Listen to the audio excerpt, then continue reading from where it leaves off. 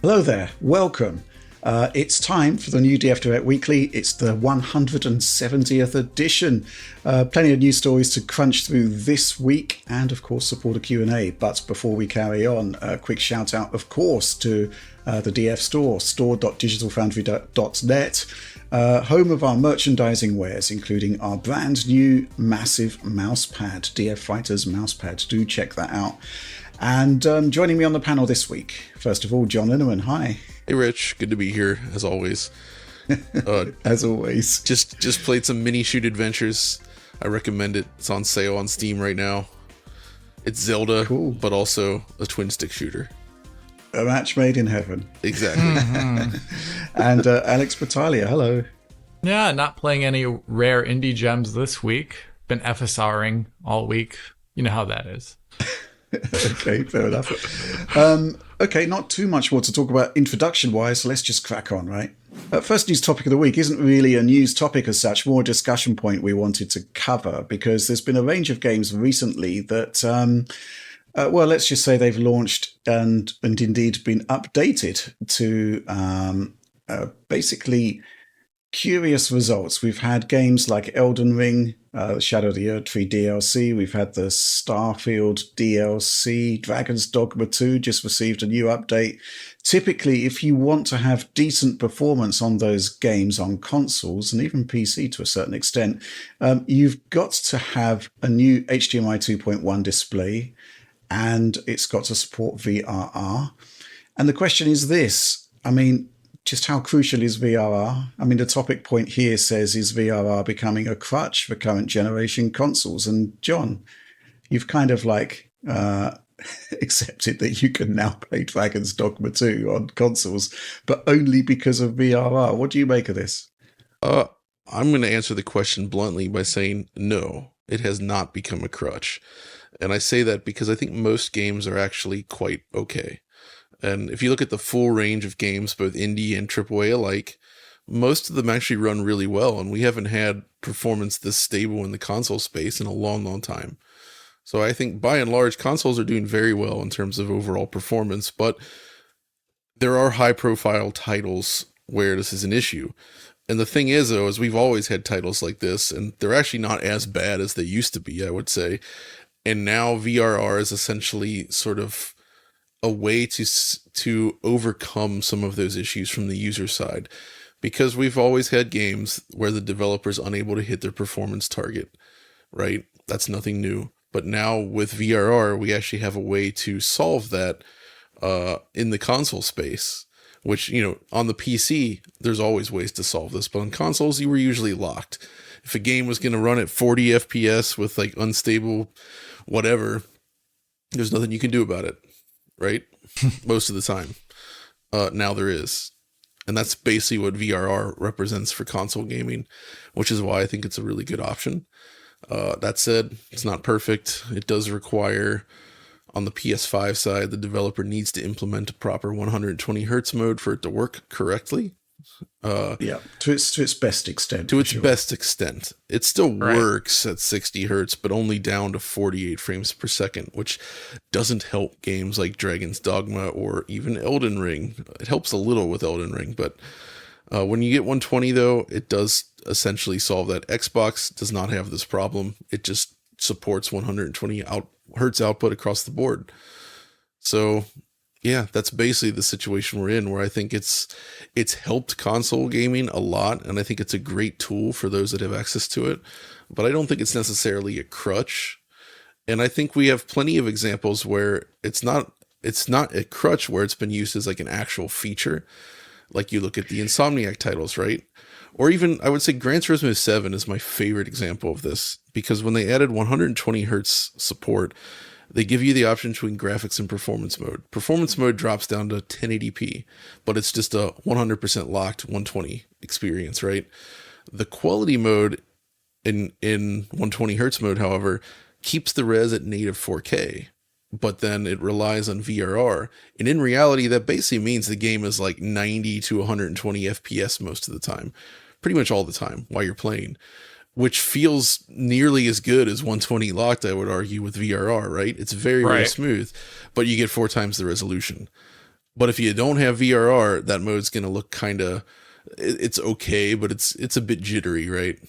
Although there aren't that many 120 hertz capable displays that can do 4K that don't have VRR, so it's kind of a weird situation there as well.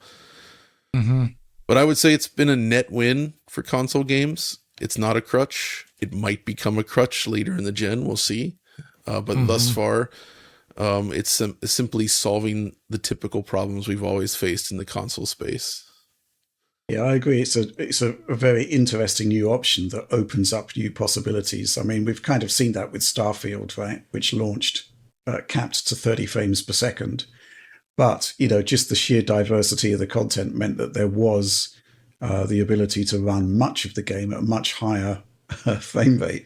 It's just that the initial decision was made to cap to 30 simply to provide as much consistency as possible, which has kind of become a hallmark of the way console games work. The idea is that you have a frame rate cap in there to ensure consistent performance no matter what. And games are typically designed to run at that specific performance target with little deviation, whether it's 30 FPS or 60 FPS.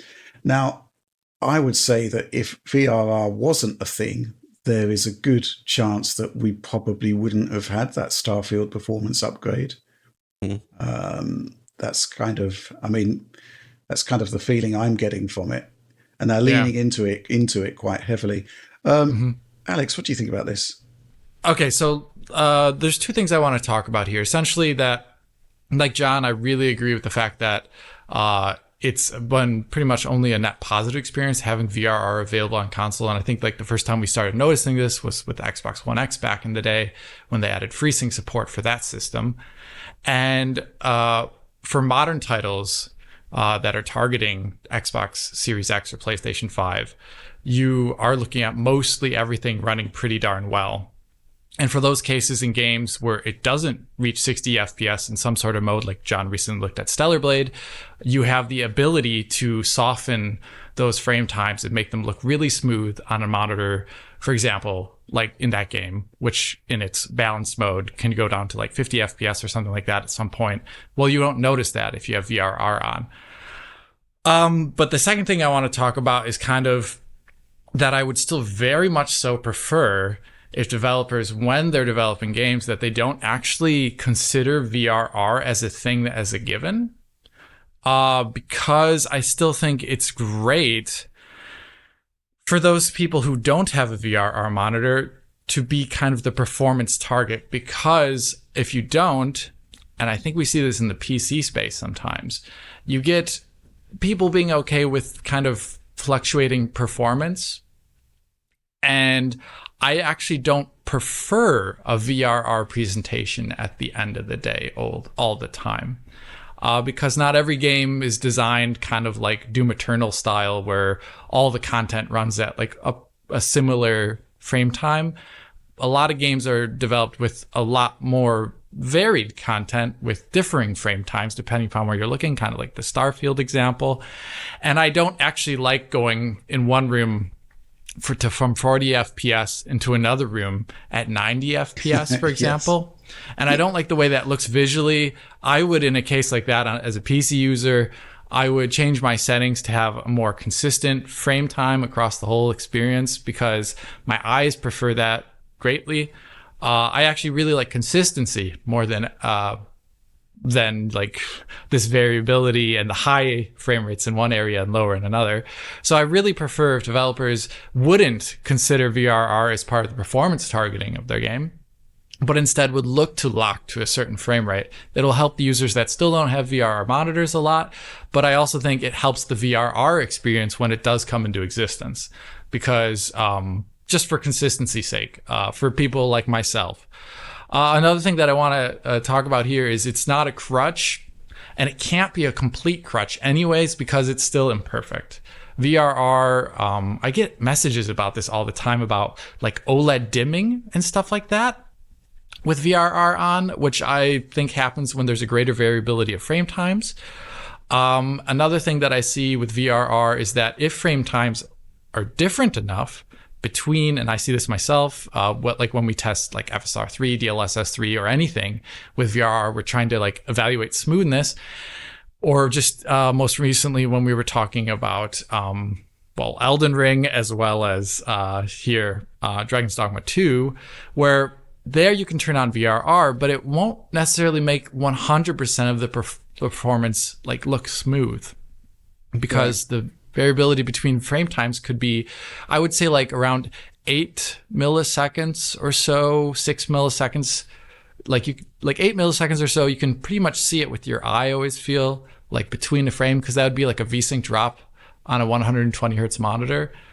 And I think in that case, you can notice that there's something like, like it just like stopped for like a little bit, or higher, obviously. And in games like Dragon's Dogma 2, where even with VRR, like keeping that 40 to 30 FPS range looking good, but then you get to a town, and the town areas in the game tend to have a larger variability of frame times, even after recent patching. So it's not like 100% there.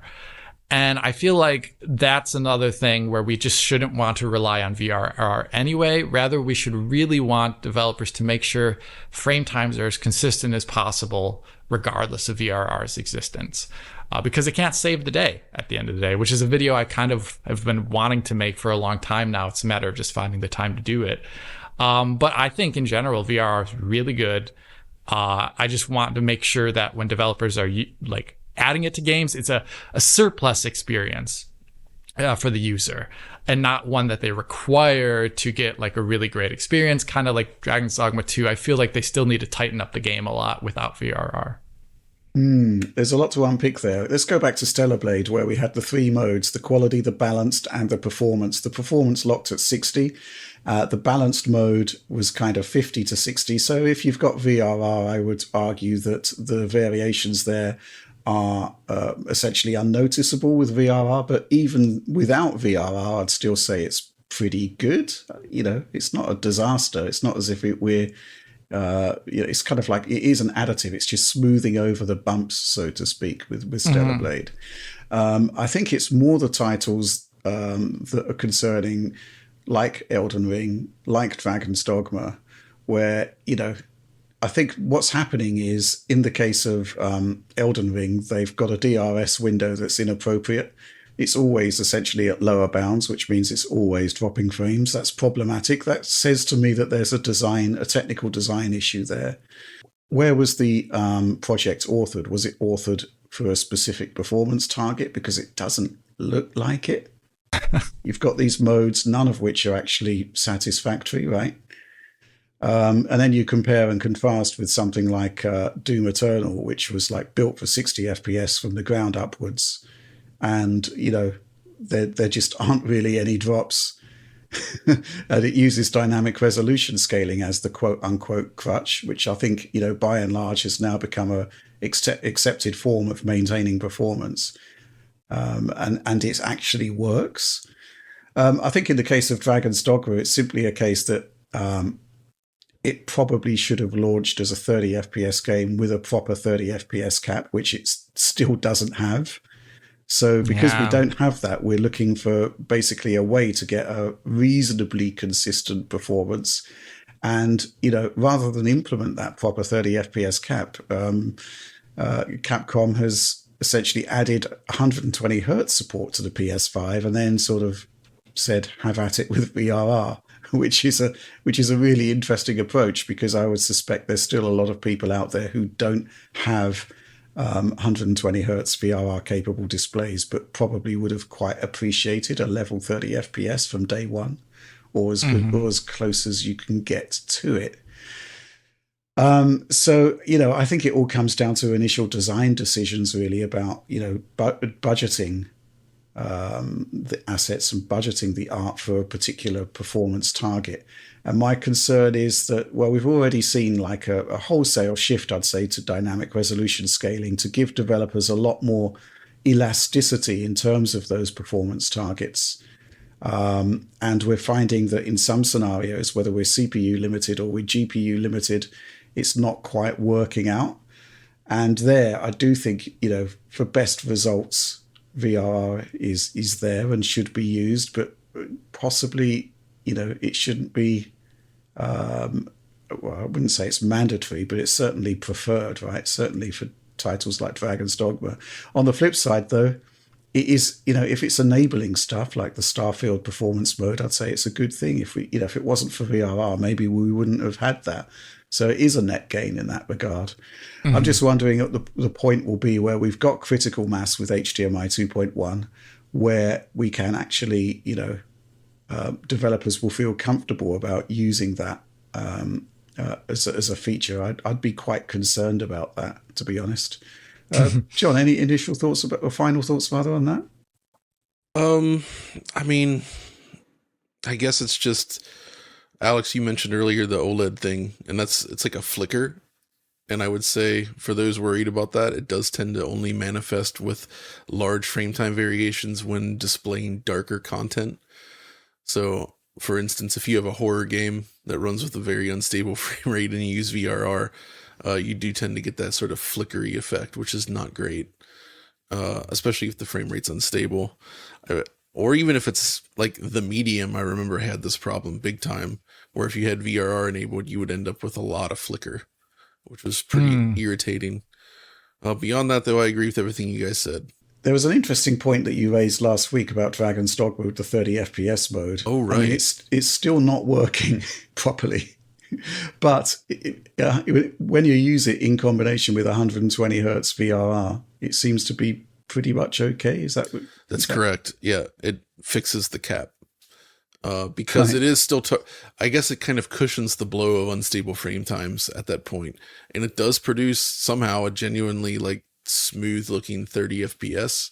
Well, quote unquote smooth, you know what I mean? It looks consistent, we should say, versus without VRR, where it's just a stuttery, juttery mess, unplayable, I would say.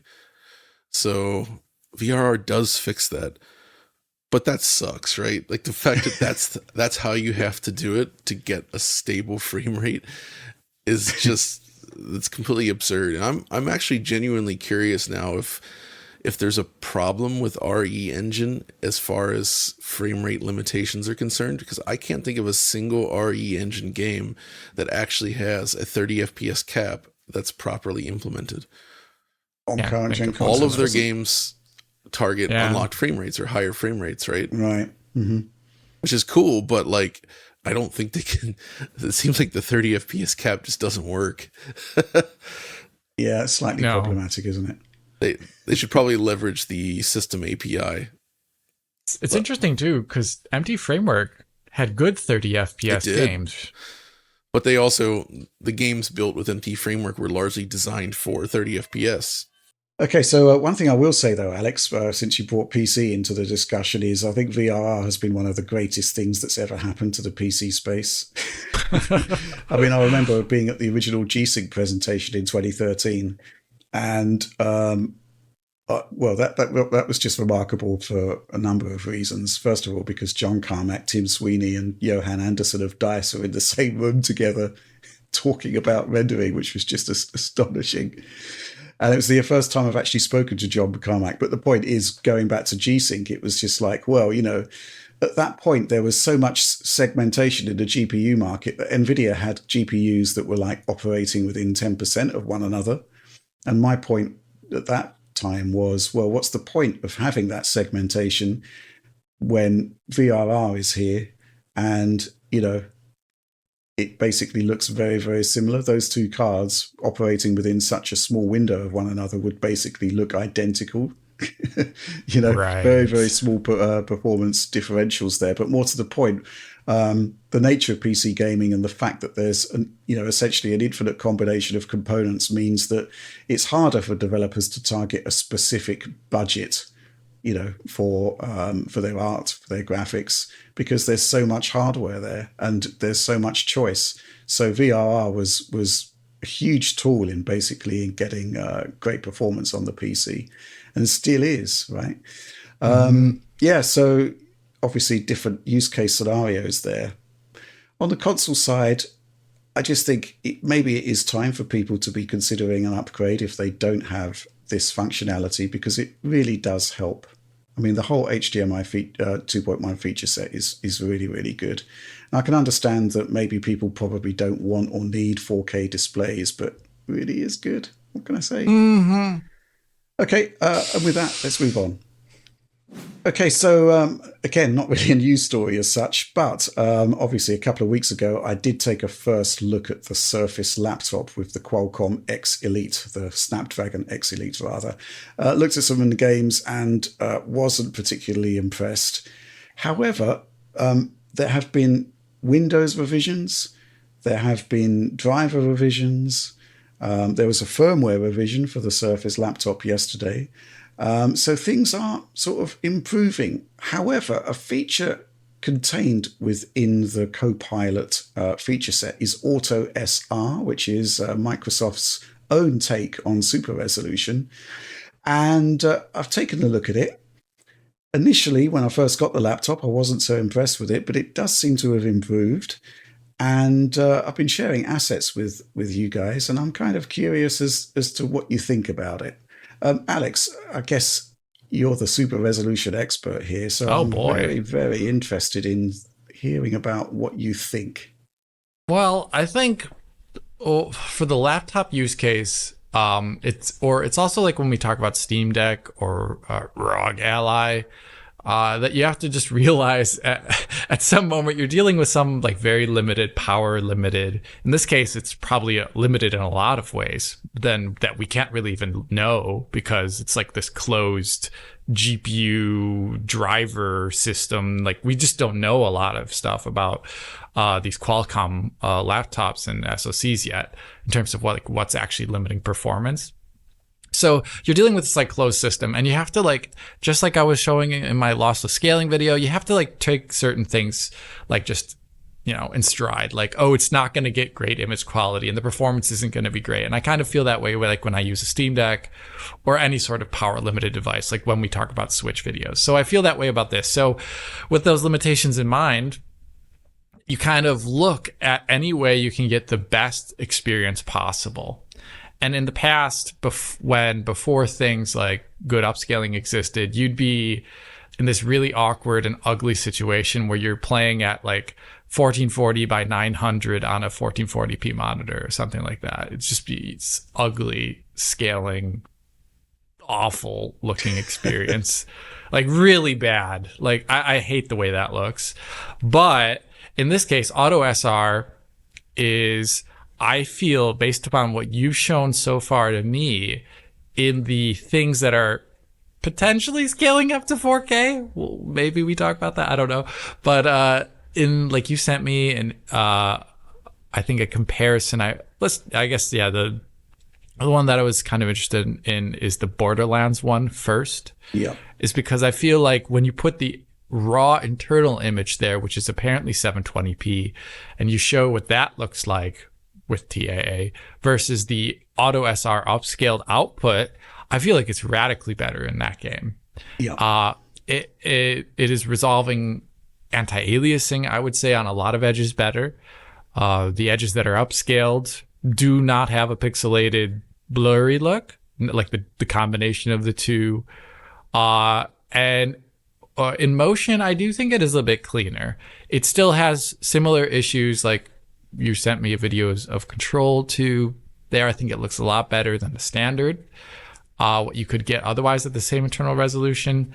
But there, I think with like smaller elements like Jessie's hair, her eyelashes especially, I think, you can notice that it is not magical. It is still some sort of lower internal resolution, so you get pixel popping there. And I think, though, in general, though, it is a vastly superior image. And I was pretty surprised by that. And I think there's a lot we need to learn more about what Auto SR is doing to kind of get a sense like, okay, well, how is it producing such a good looking edge at 4K? And I don't think it looks overly stylized in a bad way. No, I don't think it does. And that is another surprise for me. There's some weird stuff here in how it works, which is essentially you set your desktop to whatever output resolution you want. I mean, I guess if you've got a 4K display, you would set it to 3840 by 3840 by 2160. You boot the game, and you'll note that it actually forces the game to run at a lower resolution. So in the case of the games I was testing, it would go to 720p. So you wouldn't be able to select 1080p. You wouldn't be able to select 1440p and then go to 4K. You're it seems to work in a window of between 700 to 900 lines, as I understand it, which is interesting. There is an option in the control panel to not change the resolution, which is something I'm going to need to investigate to see what that actually does. I think it probably just applies the process to the existing image and goes from there. I mean, maybe it would be odd. But the point is that, yes, it forces a lower resolution. It cuts out the options in-game to access higher resolution. So in the Direct a couple of weeks ago, I was talking about why it was running at games are running at 768p. That was because Auto SR was forced on. It wouldn't let me run at 1080. But basically, it forces a lower resolution and then it upscales to whatever your desktop is set at, or more specifically, the active resolution that's there. For example, if you look at the advanced options on Windows resolution, you can have your display set to 1440p, but it might still be producing a 2160p output. That 2160 output is what Auto SR is going to upscale to. And from what I can see, and we can run some quick numbers here with Borderlands, where I tested native 720p and then Auto SR at 1080, 1440, 2160, there's really no apparent difference in performance. So, unlike DLSS, there's no computational cost, but we think that the cost is actually in latency, right, Alex? Right. I think the idea is the upscale is happening off chip on the MPU, and you're paying for it by them delaying a frame, and the entire upscale process is a shorter amount of time than the delay of the frame. Mm-hmm. That's it. Yeah. But I guess that's it. Yeah. So you can look at that in two ways. I mean, I'm not really comparing with the output resolution here, because I think, it's upscaling to an output resolution, but it's not really comparable to that output resolution natively. It just looks better on a 4K display, for example. So the Borderlands comparison is really quite interesting, because you're right, Alex. It is resolving more detail. It does appear to be doing some kind of anti-aliasing there, but we're unsure. And I'm pretty sure, actually, thinking about it, that it is just a post-process. Yeah, it has to be. Yeah. So it's basically just working with the information given in any given frame. It doesn't have reference to prior frames. So you do get post-process artifacts. It kind of reminds me back in the day of like FXAA.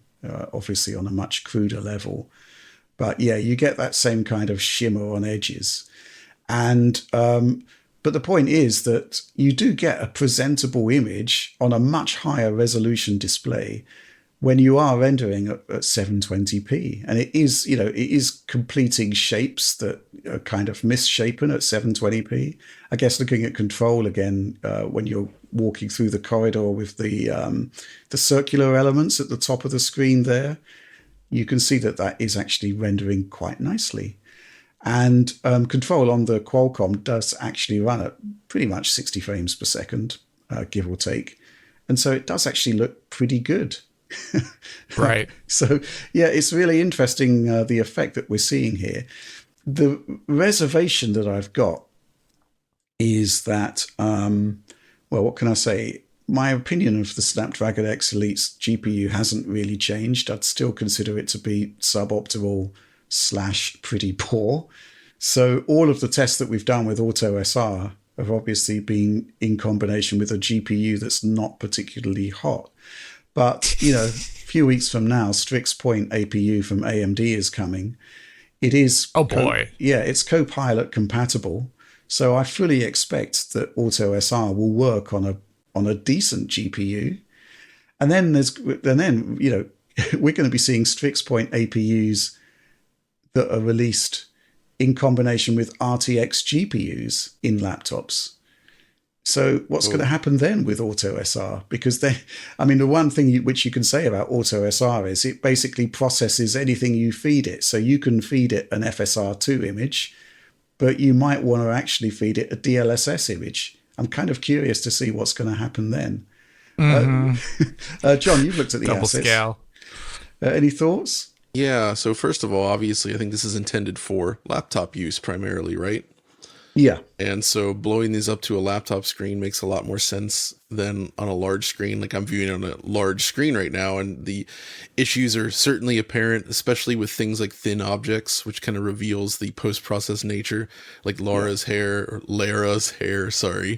There's thin objects in the background of Borderlands. They kind of have that effect where you can see them sort of jumping between like a virtual pixel grid. It kind of reminds me of the lack of vertices precision in PlayStation games when emulated at high res. You know what I mean? Where it kind of snaps between 2 points. You kind of get that effect here, but I still think it's really pretty impressive if this is just a straight spatial like post-process kind of effect. And I suspect it looks pretty darn good on the laptop screen. Like you mentioned Steam Deck, Alex, and you can get away with a lot on that small screen, Steam Deck screen, right? Like low resolution, it actually holds up pretty well. It's only when you blow it up does it become an issue. But I would also venture that I've been doing a lot of scaling of when I play Switch games and other low res content. I've been using like stuff like the Tink 4K or the Morph. I have that connected to the secondary input on my TV, and I can just swap the input over to that at any point and get nearest neighbor upscaled footage of whatever I'm viewing, right? Or and I actually think 720p with nearest neighbor upscaling looks really good. Like when it's scaled correctly and not blurred into a mess, it's way better than you'd expect. I actually think it's quite usable even on a large screen. And so when it comes to this kind of stuff, I kind of flip back and forth on whether a post process is actually superior to just doing really clean, sharp upscaling. In some ways, I kind of prefer the sharp upscaling because you don't get any extra like smearing or potential pixel issues cropping up. HUD stuff, right? Everything just looks clean and native, and I think it works. And I think lower resolutions like 720p have been given a bad reputation because of all these attempts at upscaling, the rise of just all the different ways that images are processed now. 720p can look really bad, but like even just like a raw, no AA 720p image when scaled up properly can look pretty darn good. Yeah, we've got the lossless scaling app, of course. Not only do we have the lossless scaling app, we have the Steam Deck, right? You can put the Steam Deck in a dock. It outputs to 4K, but you use integer scaling from 720. Looks pretty dope. That's all I'm saying. So like, it's kind of you kind of got to pick what you want to do based on the game. Like for instance, something like Borderlands, I think would probably look better with nearest scaling because of the cartoony art style. Something like Tomb Raider, maybe that would actually look better with AutoSR. If you're playing like a pixel arty sort of game or some, like a retro style boomer shooter, probably better with like a clean upscale with like sharp pixels versus something like AutoSR. Basically what I'm saying is I would like to see Microsoft implement AutoSR in a way that's similar to the way Steam Deck does its sort of flip out menu, where you could say, imagine if you press a button on the laptop and it brings out a menu and it's like, all right, I want to upscale whatever's on screen with AutoSR. I want to do integer scaling. I want to cap the frame rate this. Like there's all these little things. They could just put that in the sidebar, give the user full control. It's a closed sort of laptop system now, not a normal Windows machine. They could implement this stuff. And I think it would make the product like a million times better. Right. I mean, the game bar is a thing in Windows that I don't take nearly enough advantage of course, but I feel like it's also a missing opportunity. Rethink in that case. Yeah, rethink it. Also, NVIDIA, I really also think they should redo the current method of how they do scaling. it's really, at least with the Envy app doesn't have access to this to my current knowledge, at least to the same degree. But like the way you deal with integer scaling in Windows is just like flat Sucks on NVIDIA, and it sucks. That's why lossless scaling is way better. So yeah, I would really like to see. I mean, auto SR, the active signal thing is a bit annoying actually. Because it's counterintuitive to, I think, to most the way people view things. Because when people think you chose a resolution, they don't actually think about what the baseline signal is actually. I usually look at that. I'm always like, oh, damn, that's right. Yeah. Yeah, I'm guessing that auto SR probably wouldn't work very well processing a signal that's already upscaled to whatever the desktop resolution is. For example, let's say you've moved down to 1440p, you've got a 4K screen. It probably wants that pure 1440p input rather than an upscaled one. The last thing I'll quickly say about Auto SR, because I do find this really intriguing. It's just a shame it's linked to a laptop that's not particularly great for gaming, and to be fair, wasn't designed for that. It works best when you use TAA, let's put it that way. Because it's not great at resolving sub-pixel issues.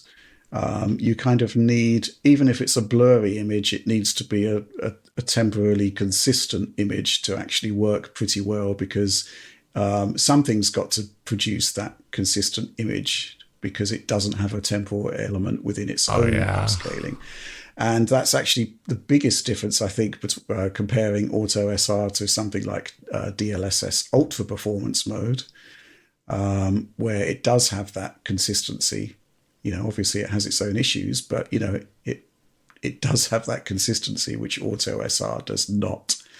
But certainly a fascinating technology, and I really want to get to grips more with this. I mean, I think it's just been quite problematic generally. I mean, we'd love to know what's going on with the ARM translation layer. Difficult to say when the GPU is so poor and the driver is so poor. Is it because of a CPU issue? Is it because of the driver? You just kind of don't know. We hope to have some content on that next week, along with maybe some more answers on Auto SR. I have quote unquote reached out, which is journalist code for sending an email to to Microsoft to say, hey, can we speak to these guys who are mentioned on the Microsoft blog and try and get some more insight into how this works. But yeah, I mean, in the meantime, what can I say? I was pleasantly surprised, and I'm really interested in taking a look at how it's going to interact with Strix Point, and particularly Strix Point when it's with a dedicated GPU, because it should all just work there. So yeah, interesting stuff coming soon and ahead. But with that, let's move on. Okay, next news story of the week. It's emerged that Sega of Japan has tentatively released some details on its upcoming Crazy Taxi game. And apart from the fact that it's massively multiplayer and open world, one might argue the original was kind of open world, there seems to have been some new details emerged via a developer blog, which, John, correct me if I'm wrong, but actually appears to be a recruitment video. Yeah, that's basically what it is. It's just sort of moving the camera between the different teams and sort of posing a question to them, like what are your goals here? What's the atmosphere you're aiming for? What's it like working on the team? And it actually starts off with the director of the original game actually involved. He also worked on Top Skater and the Jurassic Park System 32. I think it was System 32 game back in the day for Sega. And then they introduce a bunch of the younger team members and sort of rattle off things about what they're trying to achieve here. And as he says, Tannaru remake de wa nai, which is not just an ordinary remake. It is now a multiplayer game. Obviously there's still the taxi aspect to it, and it was traditionally sort of a solo game in the past, but they've moved to multiplayer. They don't really give any details so much on what it is in terms of like how this has shifted. My guess is that actually means something. They probably took inspiration from Forza Horizon. If I had to get, that's a good point. Right? Because they talk about how it's like something where you want to sit down and have fun and play with your friends. You kind of get the expression feelings of your friends driving around the city together. They also talk about how the freedom of the city and the feeling you get playing is really important, but you can't really use like a realistic city for it, so it's still fantasy based. And I was very happy to see them kind of mention very specifically that in the past, Crazy Taxi, blue skies, beautiful clouds, that West Coast vibe, they're still aiming for that with this. They want to keep that sort of vibe alive, which I think is great. It's like a theme park in terms of atmosphere they're going for, which again, that could be even, Forza Horizon kind of does that. This could take it even further, I suppose, which is pretty cool. Obviously, they got to take into account the different play styles of players and how they would sort of tackle the city. So designing the city for Crazy Taxi actually seems like a really difficult thing because Crazy Taxi 1 was designed like a track almost, but with like open areas where it would like sort of bottleneck in and out of these like thin sections. And when I was really good at Crazy Taxi many, many years ago, I would sit at the arcade and do laps where you could get good enough where you could actually like end up back at the start of the game and then do it again. And you could kind of keep that going for a bit. And that was really fun. Crazy Taxi 2, though, which was designed for Dreamcast, had this kind of open New York-ish map. And in fact, the second map created for the home version of Crazy Taxi 1, they just felt like generic open world environments to some degree, where it's like a bunch of crisscrossing streets and city environments, and it just didn't have the flow of the original Crazy Taxi track, which felt like it sort of built on Sega's heritage of arcade racing. And I really hope they understand that specific difference, that just having an open environment isn't nearly as conducive to fun as like building out a city where the city design sort of takes into account. It doesn't need to be lap based or anything like that, but like the flow is so important. And they do seem to at least be aware of that, but getting that flow right is so critical for this. And I hope they nail it. It's an Unreal game we see. So it's an Unreal Engine based thing, which I guess I'm trying to think of Sega and Unreal. It's interesting. It seems like this initiative of remakes is Unreal based for everything so far, right? The Jet Set and this too. Also from Atlas, owned by Sega, Persona 3, I believe, Reload. Which, the one Oliver covered? Yeah, which I happen to have right here. That I believe was also Unreal Engine, wasn't it? And it had the ray tracing features enabled. Yeah, that's right. Yeah. I forgot about that. So yeah, I think it was. But anyway, it is interesting to see that they're sort of embracing Unreal, and I hope that by doing so, this doesn't limit the performance target. That's one concern I have. Like obviously Unreal 60 FPS, totally possible in the consoles planning to do it. But as Alex, you're well aware, open world and Unreal, not always the best choice. Like I know that they're moving towards that, but there's always tends to be issues, and like you can't have performance hiccups in Crazy Taxi. You just can't. No. It was like when Forza Motorsport launched, and I just remember loading up the PC version, and there's like traversal stutter in a racing game. I just couldn't believe it. So you just cannot have that kind of thing in a game like this. And that's what I hope. I hope they like arcade performance is the target here. I'm also really curious about what the heck multiplayer means, because I actually thought when I heard that it would be multiplayer focused, I thought like asynchronous. I don't want to just say everything's Dark Souls, but like asynchronous Dark Souls style multiplayer where you can see maybe like other people's ghost cabs and you can like follow them or not follow them. I have no idea. I don't think it's that. But I don't think it's that based upon this video, like you just said. So maybe it is more Forza Horizon. There were some sort of glimpses of gameplay in the developer diary, and that's actually from the new game, right? Yeah. Okay. For sure. Because there was that shot of just like tons of taxis bobbing about. Yeah, which could be funny and fun. And to be fair, I will say I think the team has the right attitude here in that you can't just remake Crazy Taxi. It's an awesome concept, but it's been done. It just really required a new approach, and they kind of had to look at what's technically feasible today. What would get people playing and actually enjoying Crazy Taxi? And I'm not saying there is this undercurrent of like the Forzification of racing games, which I'm not a huge fan of, because I love Horizon. I think it's amazing, but not everything needs to be Forza Horizon either, Yeah. right? But Crazy Taxi is unique enough that it could kind of work. And also in the video, they talked about how, like, when designing the characters, they're putting special attention into them, like what kind of music they like, what are their hobbies like, you know, trying to make eye-catching designs for the cars that you see. It's like, oh yeah, I want to drive this. This looks awesome. And that's a little different than Forza Horizon in terms of, like, I would say the Forza Horizon characters have the personality of like a vanilla wafer, where there's just like, you know, right? Like they're all like Ryan Seacrest. I don't know. It's like a world full of Ryan Seacrests. Yeah. Which is really funny. And they still seem to be in Crazy Taxi, even though you didn't see the characters that much. I mean, you saw them on screen in Taxi. They did have a surprising amount of personality because of their voiced lines, right?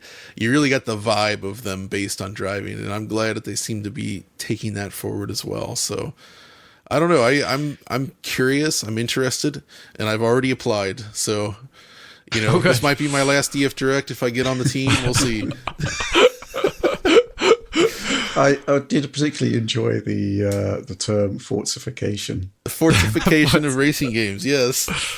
It is a thing, though. When you see someone be that successful as Forza Horizon has been, like, it's kind of hard not to want to do that. I know what you mean. I'd kind of like to see the crazy taxification of Forza Horizon. Oh, yeah, I know what you mean. Track-based racing. What's funny, though, is it all kind of started with it's Test Drive Unlimited that started this, right?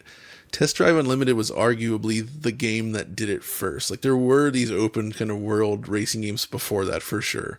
I mean, even stuff like freaking Midnight Club on PS2 was that, even the original. But I think Test Drive Unlimited is the one that sort of got that right, where it's like, here's this big, lush, tropical style world. There's supercars everywhere. You're racing around a giant island. And by the way, I don't know if you guys were aware of it, they actually got Test Drive Unlimited on PSP. And it's insane. I can't remember who did it, but it was like it was an amazing port. Test Drive Unlimited. I gotta look that up. PSP Please developer do. Because it was Melbourne House, right? Right. The guys that did a Test Drive Le Mans on Dreamcast, and those guys were like known for their technical prowess, and they actually freaking ported an open world driving game designed for Xbox 360 to a PSP, and it actually works. So kudos to those guys. That was nuts. But obviously Forza Horizon is the one, when it hit, that really, really, really did it well and did it super polished. So but yeah, either way, I'm interested to see what they do with Crazy Taxi. I hope this turns out good. I mean, it seems like they've got the right sort of vibe and feeling for it, but the fact that they're putting out a recruitment video like this kind of makes me think, oh yeah, there's still a long way to go on this. Oh yeah, it seems like it. Yeah. But to be clear, there's original developers of Crazy Taxi involved with this new project. Correct. That's pretty crucial, isn't it? Yeah, exactly. So, yeah, that's kind of where exciting we're at. Stuff.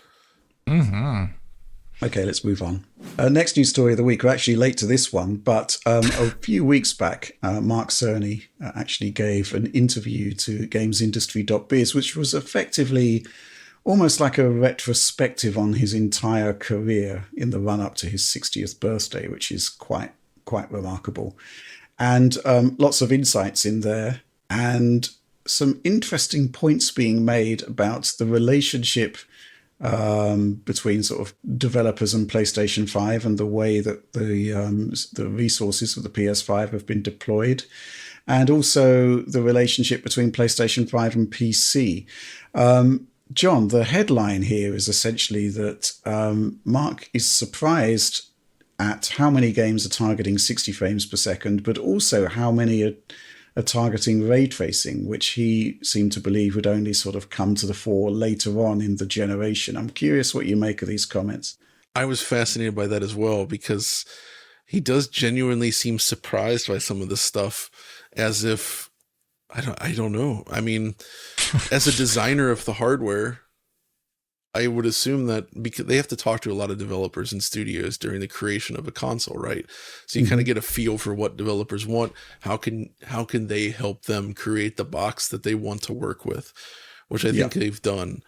And last generation, we saw, especially with the Pro and the Xbox One X, there was a push to try to get more games to 60 FPS, right?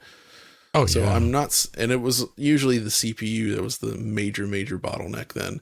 So with the changes they made, I guess the fact that he's surprised that there's more games at 30 frames per second, I am a little bit confused by that. But I guess when you look at the comment here, he says, just because the artwork can be so much more detailed if you have longer time to render it, right? Instead, the almost universal rule this time around has been 60 FPS. And I think what's actually happening is that we've reached almost a bit of a PS2-like moment, in the sense that to go beyond the point where you need to massively decrease the frame rate, it's not so much that the hardware is the limiting factor anymore. It's just the creation of the assets and the time to build this stuff. And there's so many other things that go into making a game that, like, if you're pushing the graphics that hard when it's well optimized, it takes a lot of work to make something so detailed that, oh, you got to render it 30 now, right? Like, I think Unreal Engine 5 is the point where we're starting to see more games drop down there. But even then, there's still a lot of 60. Right. I think it's more like with PS3 and even PS4 era, the hardware was a gigantic bottleneck for hitting 60 FPS. But I think now, with what most developers can create in terms of the types of games and the types of visuals they can build, 60 FPS is extremely doable, like across the board, kind of like it was on PS2, where it's like, you know, they were doing that level of graphics, and it was like, well, we can do this. This is what we are capable of making, and most of the time, they're able to get to 60. So you're like saying, almost in a really interesting way, that gameplay types that are easy to produce in a certain amount of time are now actually achievable at 60, whereas before the PS3 just couldn't do it at 60, Correct. like some sort of gameplay type, right? Almost. Which is why, if you look at 60 FPS PS3 games, they typically skewed older, more retro style. I mean, Ridge Racer 7 is just, it's Ridge Racer, right? But they were able to do 1080p 60. But something like MotorStorm, with all the physics simulation stuff and the mud and those crazy environments, no way they were going to be able to achieve that concept at 60 FPS on that hardware. And then the birth of big open world stuff. You look at Assassin's Creed, and like, everybody wanted to do real-time shadows and all this lighting and large open worlds. And like, getting that at 60 was super, super, super, super difficult. I mean, we saw some examples that kind of did it, like Burnout Paradise, Driver San Francisco, where they made certain choices to get to 60, but most games like that, no way they were going to do it. Now, all of those game types, all the typical game types, can definitely hit 60, and even 120 in some cases. It's only, it's only now that we've gotten into the more advanced ray tracing stuff and some of those other features of Unreal Engine that it's really starting to push, like, maybe this is less feasible now. But even then, we do have ray tracing games that run at 60. So and we had ray tracing games at launch, we did. Which was a fact that was also surprising to Mark Cerny. There are some things that have kind of confirmed what you might call existing lore about the PlayStation 5, specifically that the RT features were added very late. I mean, we kind of know this because we know developers who had dev kits which didn't have RT silicon. Alex, what do you think about the ray tracing side of things? I mean, Mark was surprised that we had ray tracing appearing on launch titles. And I guess to a certain extent, I mean, it was great to see stuff like Marvel's Spider-Man and whatnot. But I do think that probably thanks to NVIDIA, ray tracing was a thing for many developers anyway. Yeah, I think for this, if there wasn't the existence 2 years beforehand of something to just prototype RT concepts on in an easy way, I think that would have made it so that launch was hard, because by that time there were already papers out there about, we made Battlefield 5 with ray tracing, or NVIDIA had papers out about like ray tracing performance and stuff. So a lot of really quick, easy bottlenecks and gotchas were already elucidated in text, and people could read like, oh, okay. So the fact that, based upon the research that had already been done, that they could start adding it even to different hardware, which, AMD, for PlayStation 5, I think that helped a lot. And I think that's maybe one thing Mark in this comment here just wasn't thinking about at the time. But another thing that I kind of also think really helps is the API standardization, where with ray tracing you have DXR, and the Sony side, and on Xbox side, Sony actually has something that's very similar to DXR, and then they have a low level stuff too, and just like Microsoft has on Series X, they have DXR, but then they also have like really low level stuff you can do with the ray tracing if you want. And I think that DXR like standard, like any kind of start to new hardware features really helps. It's limiting in terms of programmability. It's limiting potentially as a result of that in terms of performance. But it really gets everyone kickstarted to do it. And I think this is the first time in a really long time where ray tracing's simple API has really helped it be broadly adapted, in spite of all the issues that causes. I think I cannot even think of another similar DX period where, other than maybe like DX7, like where everyone's like, okay, all of a sudden everything's going to use hardware transform and lighting. And that was also pretty limiting in terms of what you could do with DX7, but everything started using it really quickly. And it just, I think John can even talk about this. Like everything was all of a sudden DX7. Like everyone wanted it. It was a performance boost. And here, you can see it visually on screen. And I think developers really, really wanted to get into it finally because it's been so long in coming. So the one thing I'm just kind of surprised about is that we just got the performance so high so quick, because it's not easy to get right. Yeah. Yeah. Mm-hmm. There's other comments in this interview which I found fascinating, specifically that he doesn't view the PlayStation 5 as a low-cost PC as such. They have the scope to basically do whatever they want within that design. I mean, they kind of are low-cost PCs on a surface level, but, you look at what they're doing with the SSD, and they over-engineered a system there. Well, I say over-engineered. They produced a system there which basically gives developers, extremely fast access to data.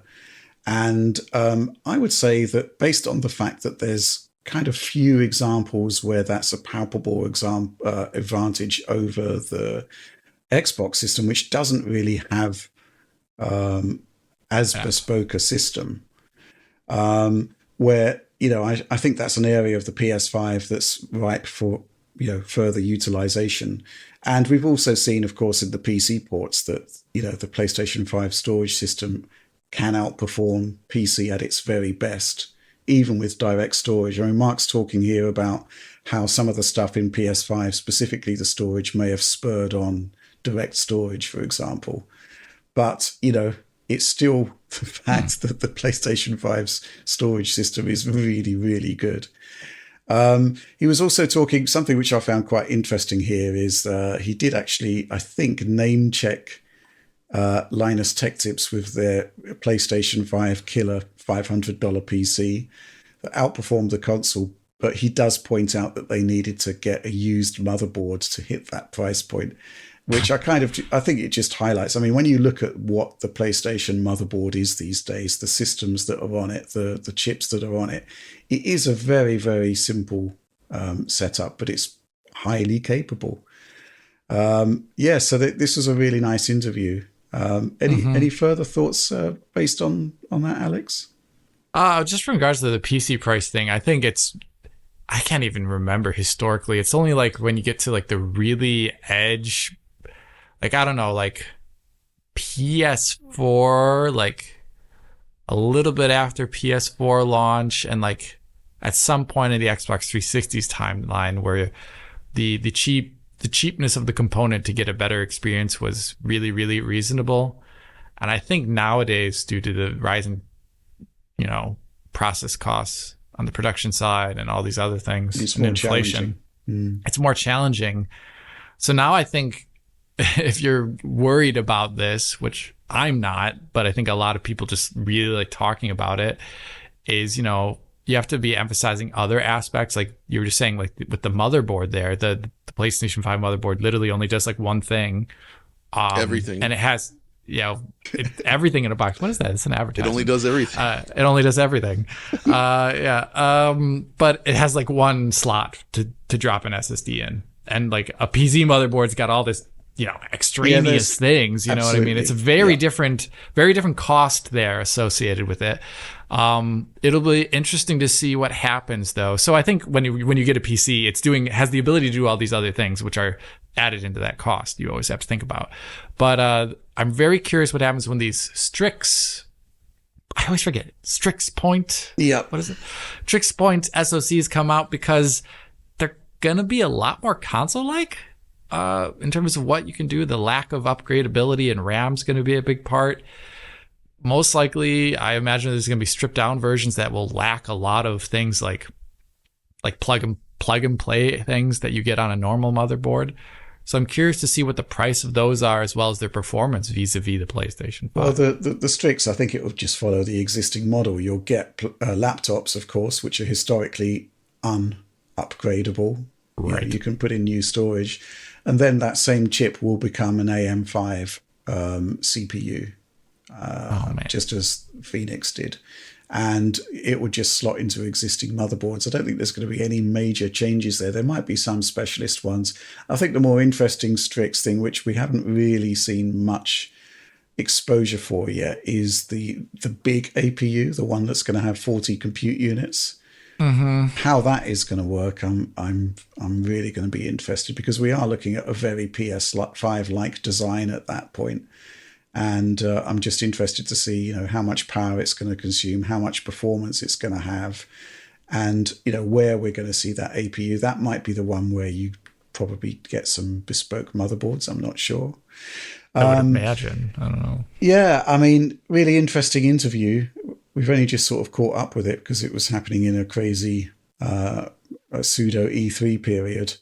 But it's really nice to get some more insights from Mark Cerny there. But he does continue to say that as long as they can package up all of this innovation into a cost efficient unit and get it out there, he still sees a future for consoles.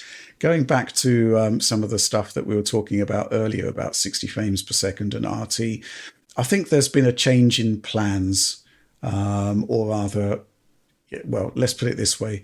When I first saw Mark to talk about PlayStation 5, Sony were really wedded to the idea of a generational leap.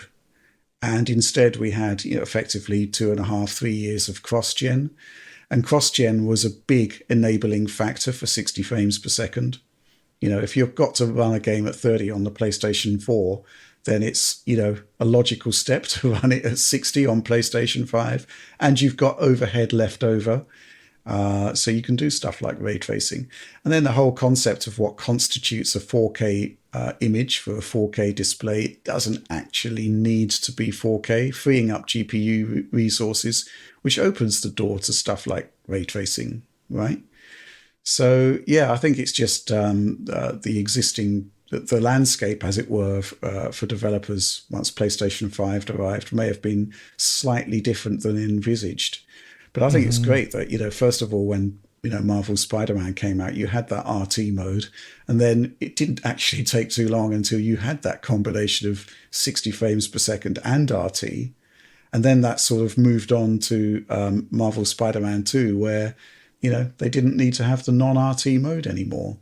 I think that's just been fantastic. And, I didn't foresee it. So, yeah, I mean, great stuff. Anything more to say about this one?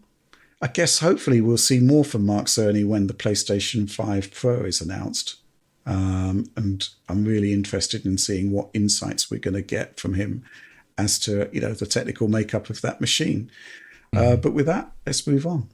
Next news story of the week, and this one's slightly concerning, but probably crushingly inevitable. We have this story here that Sony is essentially sunsetting its Blu-ray and optical disc business for the consumer market. And the announcement that the B2B side of it, business to business, will continue until it becomes unprofitable. Obviously, we're in a situation at the moment where the concept of physical media, specifically discs, is looking in a state of peril. And this isn't great news. John, what do you make of it? It doesn't seem to be a big deal. It seems like it was misinterpreted, and that in reality they're talking about Sony specific recordable media, like BDRs essentially, which I can definitely imagine not being a huge thing at this point, but it doesn't seem to have it. First of all, so John Doyle commented on this, the guy who's originally started Does It Play and does Lost and Called as well. And he noted that, and like the past, other companies primarily handle the actual Blu-ray duplication and creation for games, movies, etc. Like Vantiva, he cites as being responsible for 80 to 90% of the discs in North America. Technicolor does EU and Asia. So, and Sony has done this in the past, apparently, with other media where they would sort of kickstart a certain new format, but then other companies sort of take over the actual replication processes and all that. And I guess since this just impacts self-writing media, like Blu-ray recordable discs, that kind of makes sense, because if you think about it from the consumer perspective, I can't see a huge point in recordable Blu-ray discs at this point, because other mass storage options have become so cheap and numerous that there's not, what would you use it for, right? It's slower, less convenient. It doesn't make sense to keep that. So it doesn't really seem to have any impact on the retail release of products on a disc so much as it's just like they're acknowledging, like, it doesn't make sense to keep producing these sort of BDRs for the consumer market anymore, because nobody's buying Blu-ray recorders and making Blu-ray discs, really. I actually do still use burnable media regularly, but I wouldn't need it for Blu-ray discs, right? The point is, like, for like retro PC stuff and sometimes, other game consoles and such, it can be useful to be able to burn a disc in terms of just getting quick access to something. But for this, once you get to the Blu-ray era, not really necessary. So this makes sense. It's a shame for the jobs lost, but I think it was perceived initially as like they're ending Blu-ray media production. It's over for physical games and movies and such, but it's not that at all. Okay. I have a question, John, actually, for you with regards to the PS3. Yeah. Does it accept burnable Blu-rays? Burned Blu-rays? I don't know. I don't know. I don't think games would work because they have copy protection. They have copy protection. Well, the burnt discs work on debug stations, so it's the same drive. Yeah. Yeah. I'd just be curious about that, because, like, I don't know about with the PS3's back. Like, if you want to get a non-disc bought game onto a PS3, I have no idea what the process looks like at all. Like, is it like, is it hacked? You just like transfer them over their network? I have no idea. It's basically ported over via FTP or something like that via network to the hard drive within the unit. You can also plug in USB drives, but obviously, and they work. But there will be possibly some, bandwidth limitation there. I don't know. Depends on the durability of the interface. Yeah. But, basically PlayStation 3 games install what they need to the hard drive anyway. It's very, very rare that you have a PS3 game that doesn't install anything to the... It's less common than you most of the PS3 games would install little tiny bits of data, but mostly they were run from the disc, right? It does seem like with a hacked PS3, it looks like you can probably read burned Blu-ray discs. So if you have CFW on there, you can do it. I think that's an interesting use case for this. I remember that's an interesting one. I think the other one is really, if you do, once again, like digital rights management thing, but like, I think it also, if like you have a Blu-ray collection, it wouldn't be bad to be able to use it beyond the digital interface. Right. Like if a disc does decay or have issues at some point, I have no idea. But like John's saying, this is pretty not too big of a deal. I actually don't know really almost anyone who has a a writable Blu-ray drive in their PC. I know my brother does, just for reasons of having a streaming Plex server, but that is really it. I really don't know anyone else. I always contemplate getting one just for, because you can get them cheaper now. When they originally launched, they were pretty sure like $1,000, cool $1,000 if you wanted to get one back in the day to just watch Blu-ray on your PC or something like that, which wasn't even good with Real Player or something. So it's like, now it's a different environment altogether. So I don't find this is a big deal, but I thought it was just something funny to talk about because I saw the outrage about it. Yeah, I mean, there are some comments the report we picked up came from Tom's Hardware. And there are comments in there like, hey, stock up on your BDRs because, you might not be able to buy them soon. But, it's not just Sony that are making them. Correct. So, it all depends, really. I guess the question is whether it's like a bellwether for what's going to happen elsewhere. I mean, if Sony can't make money from it and other people can't make money from it, then, possibly that's going to be an issue. The question is really also that, as you've pointed out, the viability of Blu-rays as a decent medium for storing games. I'd argue there are better alternatives at this point.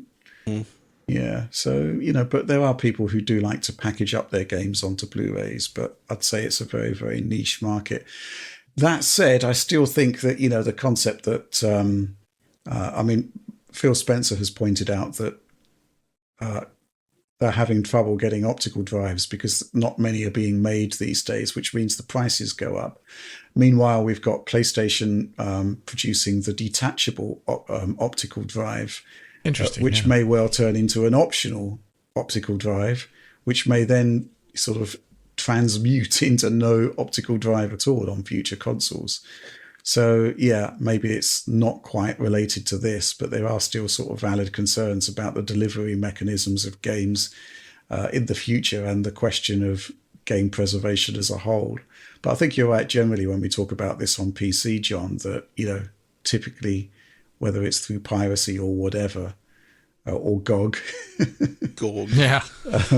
there are ways to preserve games. Anything else to add to that? Nope. Okay. Let's move on. Next news story. Elden Ring has been patched yet again. Just been taking a look at the patch notes for version 1.12.3.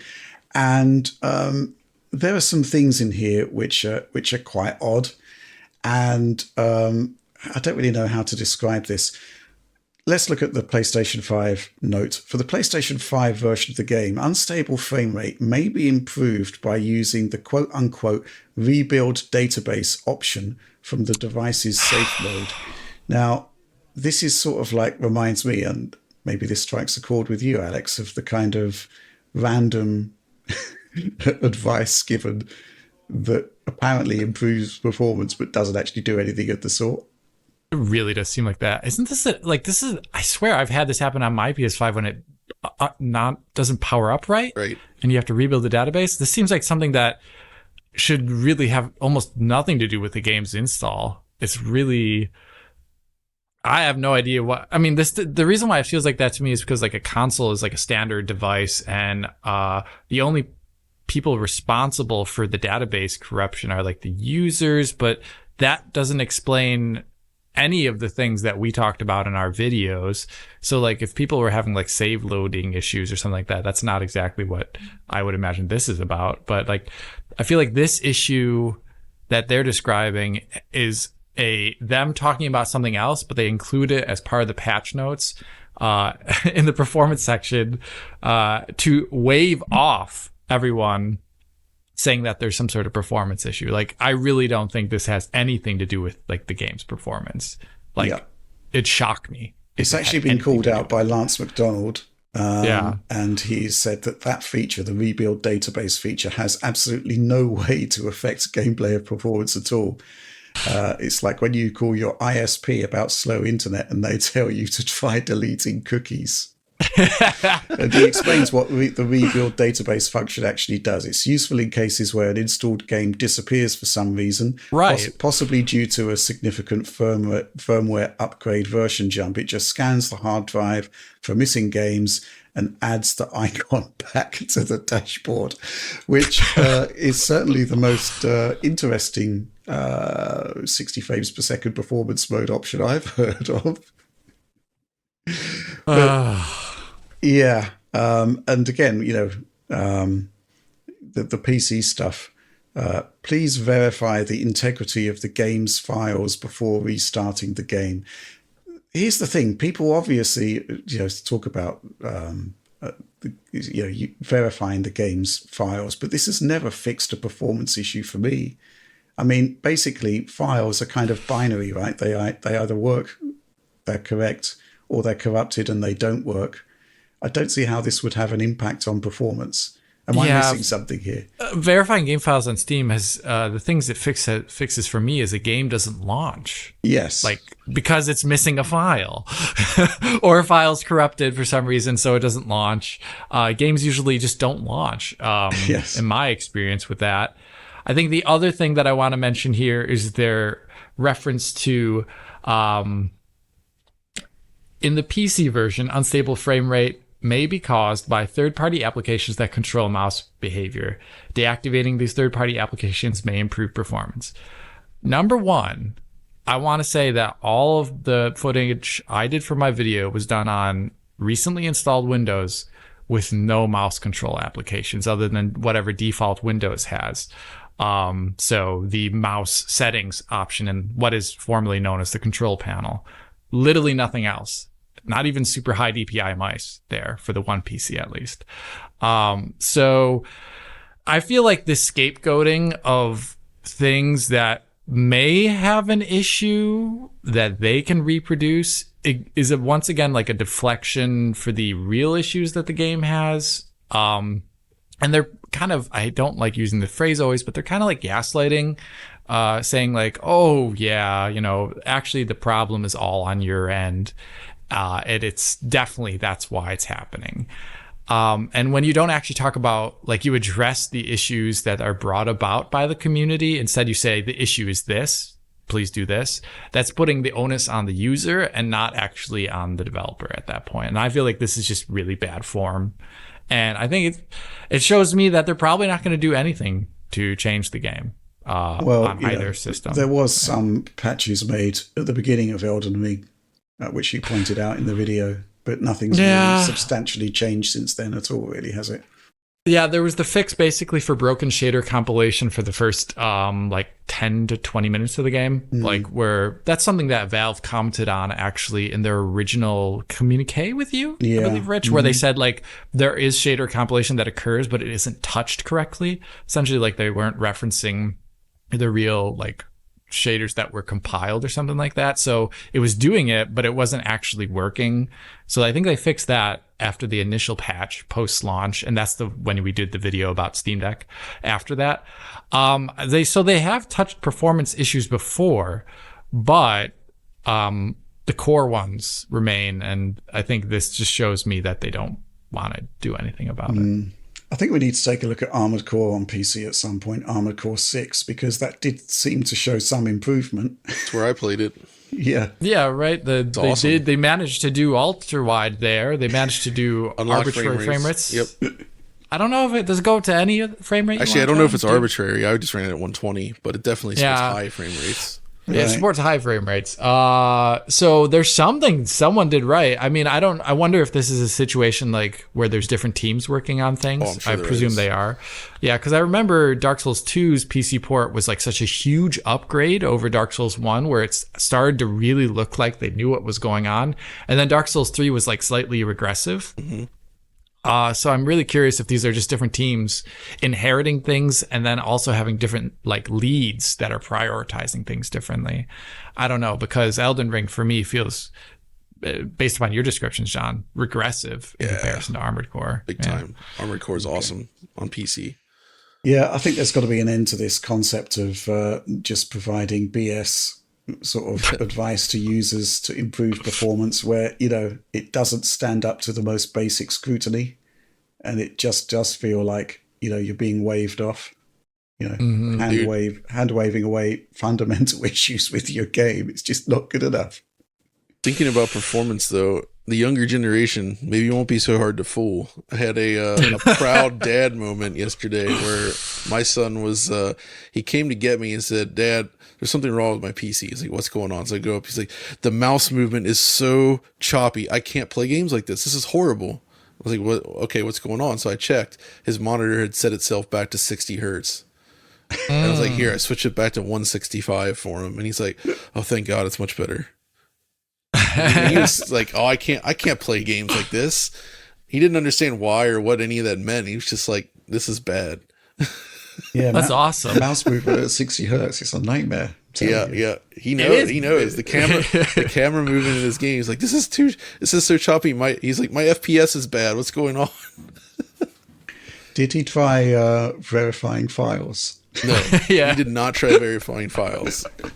Were there any third-party mouse softwares installed? Nope, nothing. That's great. Okay, let's move on. Final news story of the week. This is just something happy that I chanced upon, and I'd like to share the good news. Often on the Nintendo Switch eStore, there are sales, and I picked up Sega Age's OutRun for a mere £1.79. And I looked it up on the US eShop. It's actually $2.39, but I actually had some points, so I actually only paid 50p for it. And I think this promotion is running until the 14th of July. And what can I say? I bought it. I love it. It's beautiful on the Switch. M2, classic conversion smiths have just done a fantastic job with this. And it's the kind of game, John, that I'd only really buy and play on the Switch, which kind of is an interesting scenario, right? I mean, it's such a great pick up and play sort of game. Like that and Virtua Racing. Which I also got on sale. Yeah, I leave that on my Switch all the time, and just, you know, I still play them fairly regularly because you can just have a go at it and have a great time, and you feel very satisfied just from that. It's honestly amazing thinking about games like OutRun, Virtua Racing, Sega Rally Daytona. Like they're like 3 or 4 minutes long in some ways. Like Sega Rally especially, it's like 4 minutes the whole game from the start to finish. Yet people still talk about it because they're so rewarding, and they just the skill ceiling is high enough where it just keeps you coming back, and that continuously cements in my mind that sometimes quality is way more important than quantity in games. When you execute something that's so tight and brilliantly made, like it doesn't matter how little there actually is. When it's that good and it really demands perfection from the player and rewards it, it's so good. And that's the kind of stuff I love. And that's why these games, all these years later, are still amazing to play. Yeah, and it's literally nothing to buy, and it's just there, and it's brilliant, and you know, it's just going to sit on my Switch forever now, which I think is just absolutely fantastic. And the quality of the port, I mean, this is M2; they just don't do things by halves. They are respectful to the original source material, but they embellish where they can. I mean, you've got extra music tracks that weren't there in the original arcade version, but were kind of culled from various other versions that appeared over the years. You've got 60 frames per second as the default option when the original ran at 30 in the arcade, but you can actually switch it back to 30 if you want.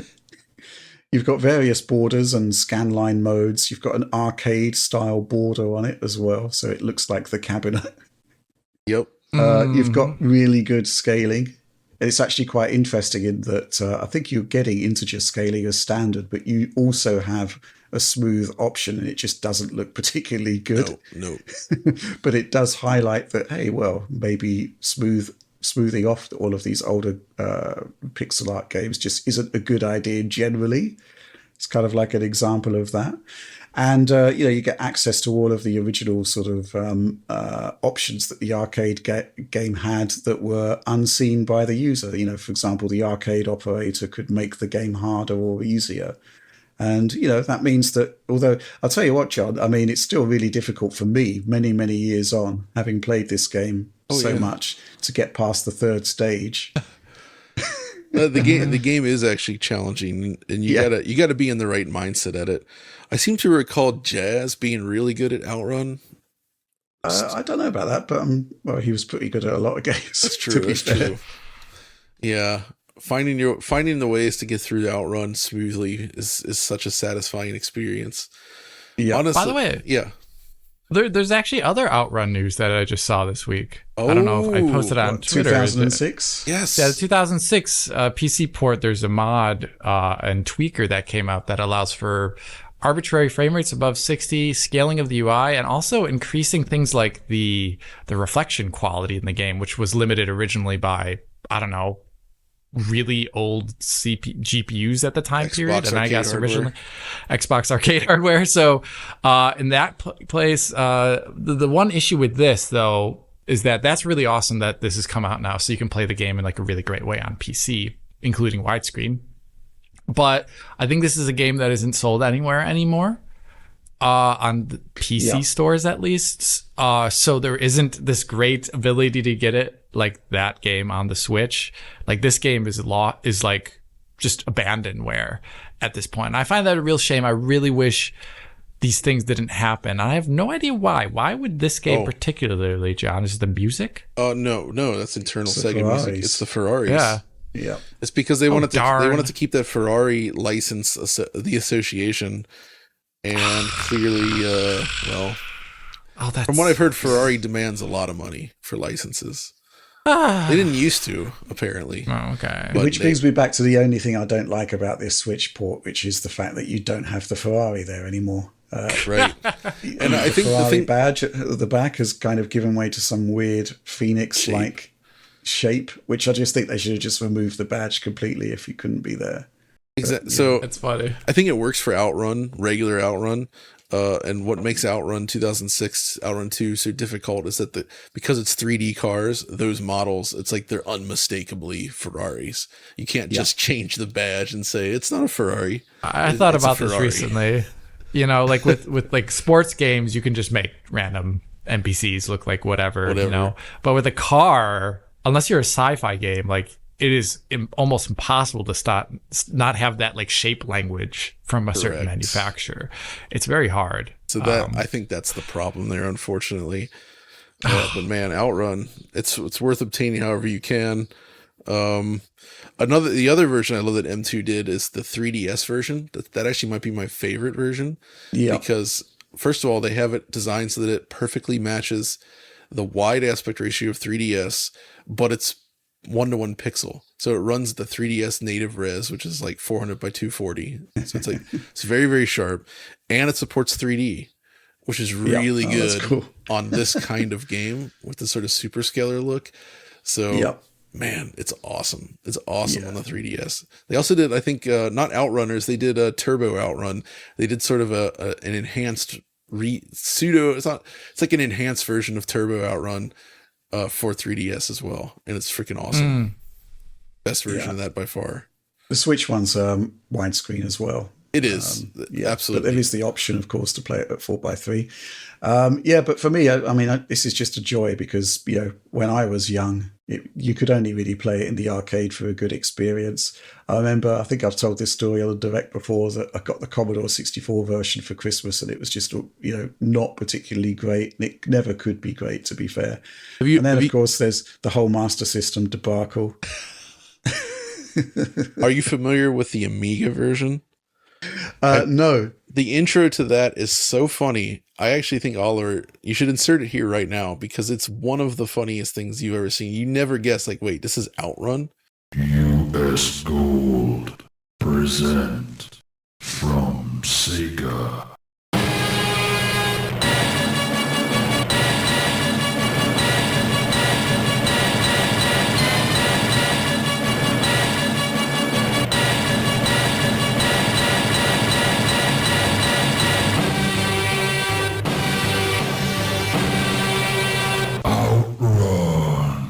It sounds like it basically starts with like US Gold presents Sega OutRun, and then they play like rev the engine. They play this like horror music, and it's like you're like, what is going on here? It's so bizarre. The original vision. Yu Suzuki's original vision. Unfortunately, M2 did not see fit to include that in the Switch version. What a mistake. Happy days. But what can I say? Those happy days are here again with a really good port of OutRun that now is just ridiculously cheap on the eShop. So if you've got a Nintendo Switch, I do highly recommend checking it out. But with that, we've reached the end of the news section. Okay, so that's the end of the news. So let's crack on with supporter Q&A, which, as always, is the part of the show where every week on our Patreon page, we ask our supporters to pose questions for inclusion in any given episode of DF Direct Weekly, or indeed our supporter-only Q&A show, DF Indirect. Let's crack on again with this one from Code Malfunction.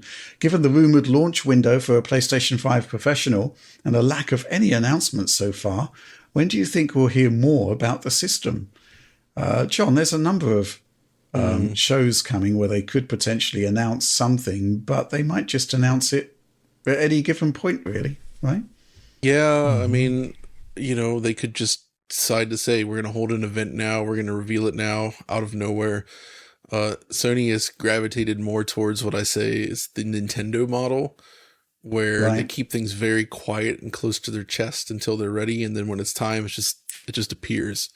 Yeah. And it's really difficult to nail down when that happened. And as far as I understand, even developers that are working on this, at least some of them, have no insight as to when this is actually supposed to happen. They're just they're working towards it, but it's not necessarily been super well communicated yet as here's when it's happening.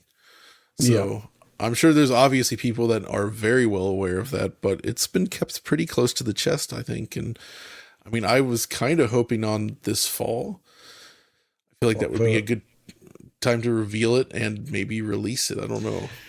But I don't know. I feel like it's becoming less likely at this point. I don't know about that. I think if we go back to the timetable that was put in place with PlayStation 4 Pro or PS4 4K or PS4 4.5, as it was kind of called, there were rumblings that emerged at GDC in March, which is pretty much exactly what has happened this year. And then what happened after that was there was a bespoke event that happened in August, I think, of the year. So maybe it will happen next month, who knows. And then the release basically came out on October/November. That's right. So, I still think there's plenty of time for them to make an announcement, to do a show, to show a bunch of great games. We know that developers have had kits for a fair amount of time now. The developer disclosures happened around GDC time, which it suggests to me that it's definitely going to be happening this year, one way or another. I think Tom Warren at The Verge made a post, again, based on what was happening on DevNet, saying that all games from July onwards that go into certification should have some degree of pro support. So all signs point to me that it is going to be this year, and we will get an event sort of pretty soon. Don't know what you make of that, Alex. Yeah, and I think that it makes sense. I also think we're going to see a bespoke event about it, just historical precedent. Also, to drum it up, you don't want it to be drowned out by other announcements at some sort of show, right? You don't want it competing announcements. So I think you'd want it to be its own thing. And I think the interesting thing about PS5 Pro, I think the most interesting aspect of it is the machine learning reconstruction. And the great thing for consumers here this time around is that, unlike checkerboarding, it'll be so much easier to implement just by the nature of it. So we're probably going to see a lot of it, actually. That makes me excited. Yep. And of course, there's the ray tracing support in there, which is apparently significantly beefed up 2 to 3 times faster than what's in the existing PlayStation. And I think there's some great scope to show to show that to the audience in the whatever event they decide to reveal it at. So I think in a sense we could be looking at a repeat of what happened with the PS4 Pro event, which was we actually saw some games, but we also had Mark Cerny actually highlighting specific features and using specific titles to show that. So at the time it was 4K and HDR, and I suspect this time around it's going to be machine learning and ray tracing. And maybe the pool isn't going to be quite as enticing as PS4 Pro was at the time, because, we had the launch of those 4K displays at that point. But I'm still really excited about it. And the combination of machine learning and enhanced ray tracing pretty much will bring us more closer into line with what's happening on PC, which I think consoles have got to do. And maybe Sony's going to have their own little magical touches to put in here and there, which we don't really have too much awareness of at the moment. And I kind of go back to, and I've said this before, when we first saw the leaked PS4 Pro specs, it was kind of like, this is interesting, but possibly not game-changing. But then when the August event came around, it actually looked a lot more enticing when you're actually hands-on with it. I suspect we'll see the same thing here. Anything else to add, John? You think there's going to be any unlockable features on the base PS5? Because if you recall, they unlocked HDR for the regular PS4 when the Pro arrived, right? Mm-hmm. Is this going to be the rise of 8K? 8K? Lol. No, I think after taking it off the box. No, I don't think so. That's probably not. There's probably nothing there, but still, it's interesting to think about. But 8K, I mean, that could be something that they talk about. I mean, I think it will be a feature. I think they'll have the enhanced display manager that will allow for an 8K output at 60 hertz. They might have a PSSR 8K demo because they have talked about it, but it seems to have been put on the back burner in terms of actual SDK support. The way they sell this thing is always going to be a little funny, because with the 8K checkerboarding thing, they could just be like, this is a much larger and detailed image, right? Yeah. That's always, I think you can just put the two like in spatial size next to each other and it just looks impressive. But like with this, are they going to like roll out like PS5 games and be like, look how this FSR looks? Like how do they roll this out without without saying, oh, what you had previously was bad? Well, I think I'm very curious about that. They'll use first-party titles in order to show the clarity update, because I would expect the Insomniac demos would probably look really impressive. And right, that's a good one. Sony don't actually use FSR in their own first-party games, to the best of my knowledge. I can't even think of one. I mean, even God of War, which changed to some sort of TAA upscaling from checkerboarding, use their own thing, Mm-hmm. So yeah, lack of announcements. I mean, that's kind of just the way Sony roll, and there have been some really sort of weird announcements from Sony where big things have just been a post on the PlayStation blog. True. But I do think they'll probably do something a bit more special for an actual hardware launch on the scale of a Pro console. God of War coming to PC. Read it in this, yes, Truth check blog. out this blog post on check out our website for the thank you. details. Check out our website for the details. Okay, let's move on. This question from Alex R. Davies. You talked last week about how tech issues often aren't handled in game reviews, and in particular, it's rare for a review to be able to comment on performance on quote-unquote minimum spec platforms because reviewers often have top-of-the-line machines. What do you think of how IGN and Eurogamer handle this? Is there any scope for DF to assist, e.g. the potential for a sidebar box besides an article sketching out broad performance at min/recommended/high levels or linking to more detail? Alternatively, if you designed such a box and licensed the very brief summary for use by indie reviewers, I wonder how many might voluntarily add besides some of their reviews on condition of linking to your video for a fuller picture. This is an interesting comment, right? I mean, I guess the problem we have is that technical reviews take time, and often we get PC games like, on the day of launch or a couple of days before.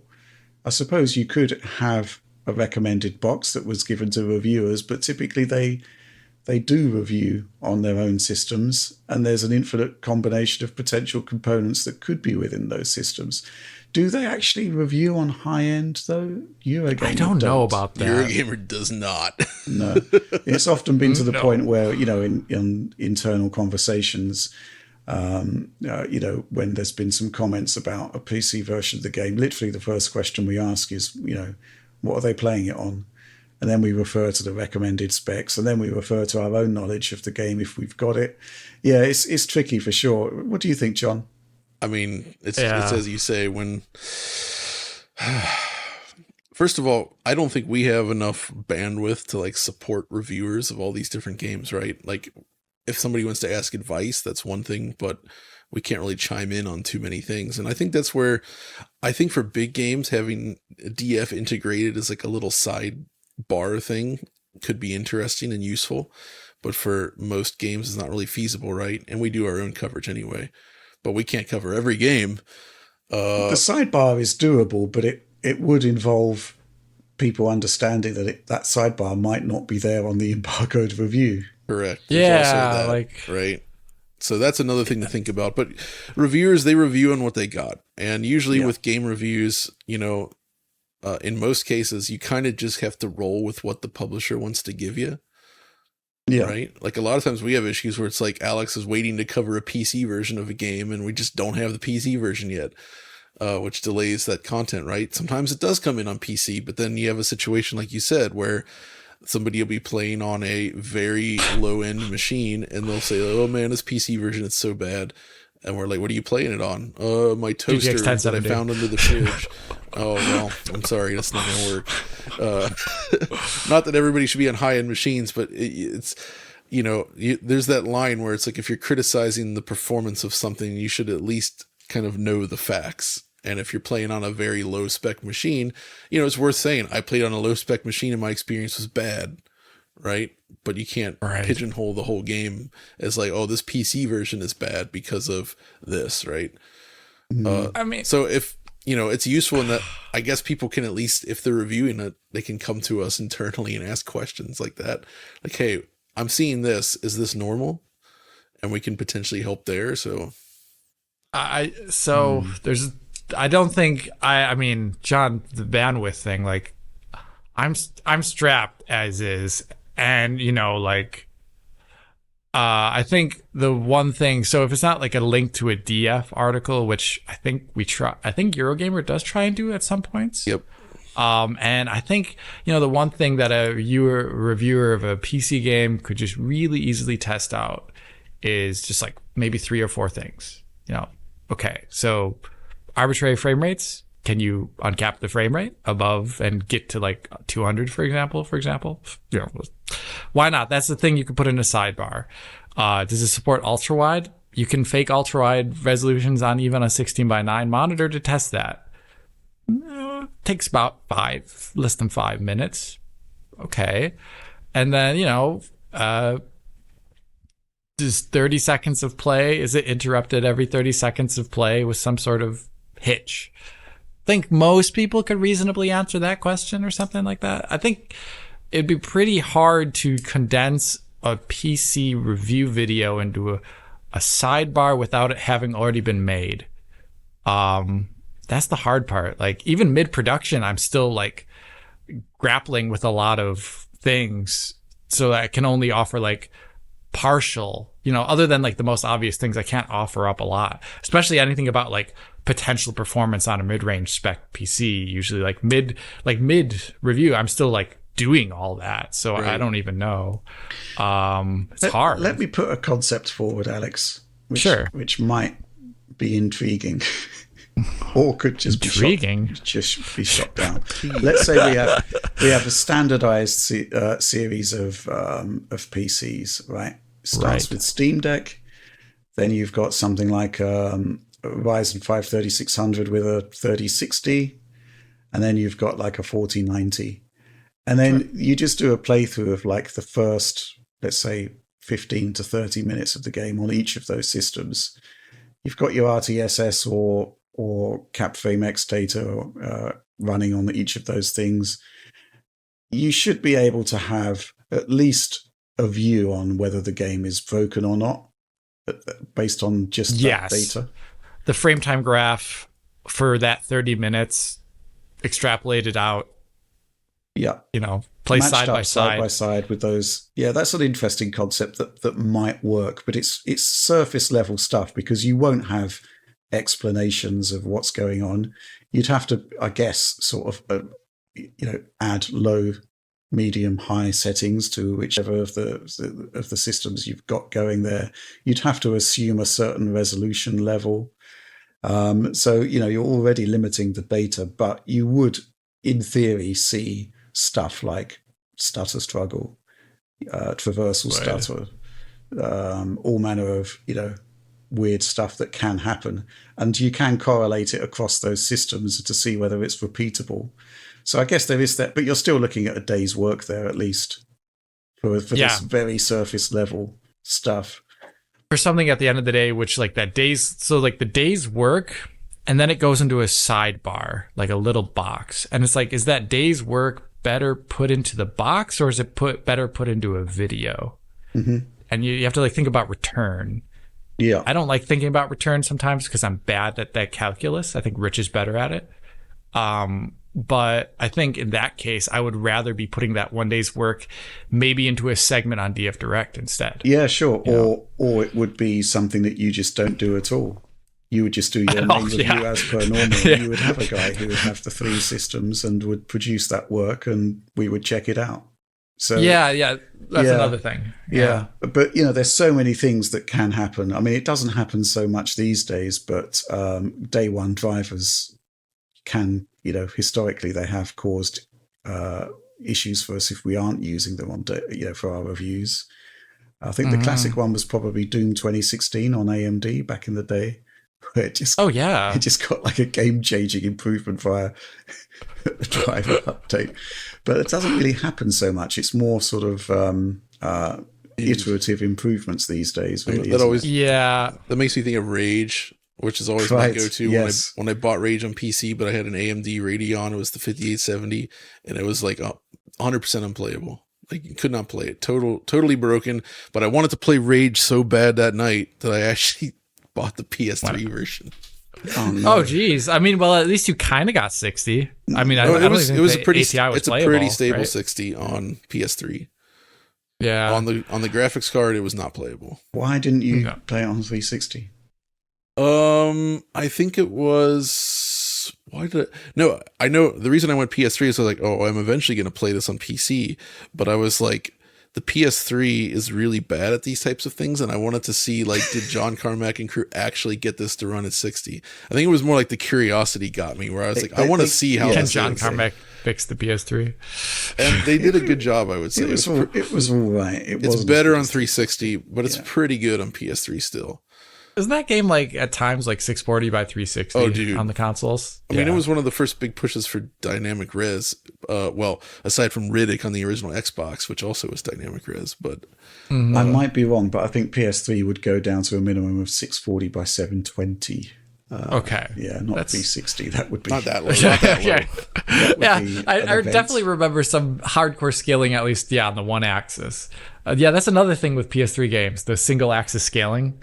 So I always thought that was weird. There's a bunch of those 960 by 1080 games, I think, out there. Mm-hmm. Right. The idea of someone else doing that with like my supervision, as in I just like look at it afterwards and I say that looks fine. I think that's much more reasonable for me. I think it could possibly fill a gap, but you do stand the chance that things might emerge within your testing that aren't in that initial testing, and then you get, the lynch mobs demanding to know why we didn't notice it earlier, and it's an entirely different regimen. Something to think about, though. Let's move on to the next question. This one from Wes. Oosh. I don't understand that. The sound you make. Hey guys, exclamation point, first time supporter and Patreon user in general. Also my first question, exclamation point. Just wanted to know why VRR and ALLM is locked to the HDMI 2.1 certification on the PS5. Extremely frustrating that I have a £400 plus G-Sync and FreeSync Premium Pro certified monitor that works perfectly with my Series S for VRR and ALM. Yet when using the PS5, the frustration I receive when I'm being told by Sony that it's locked to HDMI 2.1 class of screens only, even though my monitor specifically has it built in. I've tested other monitors and they also don't work, but work flawlessly on the Series S. It's gotten to the point now where if there's a game that has an unstable frame rate on both PS5 version and Series S version, I'm more inclined to purchase the Series S version of the game, since that console allows me to utilize VRR and ALLM for a smooth experience, despite it being the weaker console of the two. People can say what they like about the Series S, but at least it allows me to utilize the features my monitor has. Keep up the good work, exclamation point. So, John, this is historically a thing with Sony whereby features are typically reserved for standardized television specifications, right? Yeah, they largely tend to ignore sort of like the consumer TV standards, right? They follow that specifically. The one exception, I guess, would be 1440p when they finally added that, which I honestly did not expect, because that is one of the rare times they acknowledge that, hey, there's things called PC monitors. They exist. And I really think it's just them being stubborn with this sort of like their approach to HDMI standards and whatnot. Microsoft has been really good about this. I mean, even Xbox One supports VRR, I believe. Xbox One S. That's right. Yeah. Mm-hmm. So like, it's technically possible there. And Microsoft being a PC focused company, they've always been good about sort of providing different options to users. I mean, when I first got my 360, I got the VGA cable for it, which was awesome. Yeah, It supported all manner of resolutions, like just all kinds of weird stuff. And a lot of times the games would run at those resolutions too. And you could get 5:4 aspect ratio at 1280 by 1024 if you wanted. And you'd have games that would kind of do that. It was crazy times. It was pretty great. Yeah. I mean, Microsoft does have a rich and storied history of supporting a whole range of different displays. And Xbox 360 was kind of remarkable in that it launched with a VGA cable, which was great for me because, I had a plasma 1024 by 768 with anamorphic pixels, and the 360 supported that. It actually adapted it. You didn't need to do any crazy stuff there. PS3 just stuck to HDMI standards, which wasn't good for me because my plasma didn't have an HDMI port. What was worse about PS3, if you remember when it launched, is like it would only support so like if a game was 720p, it was not necessarily the case that it would support 1080i output, and there were still a lot of HD TVs that only supported 480p or 1080i but not 720p. That's right. And PS3 couldn't support 1080i in a lot of games, most games, so you'd have to play it at 480p instead. Xbox 360 introduced that whole scaler system. PS3 didn't have anything like that. Mm-hmm. It had a broken scaler that only worked horizontally. Yeah, exactly. It was pretty garbage. Remarkable. Yeah. Which is why sometimes if you had 1080 modes, you'd have to like have a different target res for PS3 versus 720p. So 360 was way ahead there, and it continues to this day with support for all these different sorts of video standards. And I'm kind of seeing where's Ush's point of view here, because to have HDMI 2.1 typically means you'd need a 4K screen, which means that you're limited in options when it comes to monitors. And, the most popular monitors, gaming monitors these days, I think are pretty much, 1440p, 144, 165 hertz.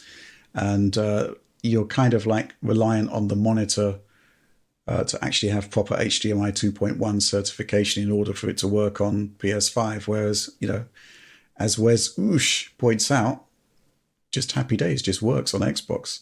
I would like to know what monitor he has, though, because when I think about it more, I'm like, if a monitor can accept all that over HDMI, wouldn't it already be kind of in HDMI 2.1 space? Like, because there's a lot of cases where you have PC monitors that support all high res and high refresh rates, but they support it over DisplayPort, and then maybe their HDMI port goes down to a lower mode, right? That was very common for a while because HDMI couldn't support those features. Now that they do, I'm surprised that you have a monitor that supports that over HDMI that also doesn't support that for PS5. So you should contact us separately. I'd really like to see what monitor that is and understand the situation better, because it is unusual. And what the other ones that you tried were as well. Yeah, exactly. Like where is this coming from? Because that sounds very annoying indeed. And I would actually agree with them if there's a case where it's like Elden Ring is the go-to example for me, where I'd much rather play it on Xbox than PS5 because of VRR, even though the frame rate can be lower. And if I was Series S versus PS5, I'd probably still pick Series S over PS5 just because of the fluidity from VRR. Please don't get mad at me, guys. That's just my pickiness on frame consistency. In the editorial meeting this week, Oliver pitched an idea of actually comparing Series S and against Series X and PS5, judged solely by whether you've got a 1080p monitor. You know, how much is the gap reduced if you've got a 1080p monitor? Because there sure is a lot of 1080p monitors out there, that's for sure, and 1080p TVs even. So yeah, interesting. Let's move on to the next question. This one from Omega Tom Hanks. This one's for you, Alex, by the sound of it. What's the deal with devs only implementing software Lumen in their Unreal Engine 5 games? Is there a significant difference or difficulty in offering hardware Lumen over the software alternative? Thanks! ! Well, I mean, if pretty much all games are cross-platform these days, so you just, you want to maintain things, keep things as simple as possible. You're going to keep your performance up on console by keeping the software mode with the recent Unreal Engine 5 versions that exist. So on PC, for simplicity's sake, you just push that there too. So that's one reason. Another reason is because it is annoyingly a separate click box that is not defaulted in Unreal Engine 5 necessarily. So you have to go into your project files and click it. And then it defaults then to hardware and falls back to software if you don't have it. And then you can, of course, set up an option in the menu to toggle it if you should so wish. But I think even that little bare minimum there of just changing a project setting is actually, it's not something that a lot of devs might care about or want to do or even know about. And I guess another thing too is that if you are shipping, once again, this is another, I feel like UE5 should be streamlining this, is that if you're going to be using hardware ray tracing, well, it's going to have a different set of shaders that need being compiled for the ray tracing separately. So when you would do that, what do you do as a developer? Do you run the game both in hardware and software mode and then get the shaders precompiled and compile them both when the game starts the first time? Or do you do it when the menu option is changed? Or do you just not care at all and just let the game hitch and stutter? I think these extra complications on the user side, as in the engine user side, make it so that devs would rather just have the engine be stock, just the way it normally is and the way it ships, without getting any extra complications in there. Okay. And I think that's why. Okay. Let's move on to this question. This one from Peter Karadimas. What happened to SLI and CrossFires in GPUs? Is there a reason it died out? It seems like it would be particularly well suited for VR setups, but both AMD and NVIDIA have entirely given up on it. Alex, I'll go to you again on this one because it's a fairly simple answer, isn't it? Well, yeah, there's two simple ones. One is the existence of things like techniques that use information from previous frames, TAA and anything similar to it. They came into existence and they make it so that SLI, alternate frame rendering, and CrossFire, alternate frame rendering efficiency goes drastically down because you're doing PCIe transfers to the other GPU at that point, and that just slows it down and makes the scaling worse. Another reason is because DX12 came about and it made the existence of SLI, and CrossFire, which is a driver hack from the NVIDIA or ATI side of things, AMD side. It made it so that developers have to explicitly target it for it to be used. And I only know of 2 cases where it was ever done. So maybe 3. So that's why it fell out of use. And so as a result of that, these 2 things coming together, software mainly, it became boutique and then niche and then stopped existing as soon as NVLink is no longer on consumer GPUs, right? So it's not there on the RTX 4000 series cards. I think it was on the 3090. I think Is so it on the too. 3090? And then obviously the SLI connector was still a thing for RTX 2000 series cards, but I don't know if it was on all of them. No. I think the other thing is simply the amount of people that actually bought 2 GPUs was actually far smaller than you possibly imagine. And so, there just wasn't really a market for it. It's just the people that did have 2 GPUs and were operating in SLI, you know, they talked about it a lot online and it kind of gave it more visibility than it probably deserved. But yeah, the actual sort of amount of people who actually bought 2 GPUs. Or 3. Or 3, yes. I think it was just bragging rights, EP and stuff, where they're like, I got 4 GPUs in here. Look at this, man. $5,000 worth of GPUs up in here.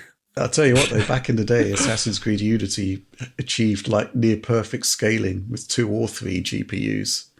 Yeah. That was nuts.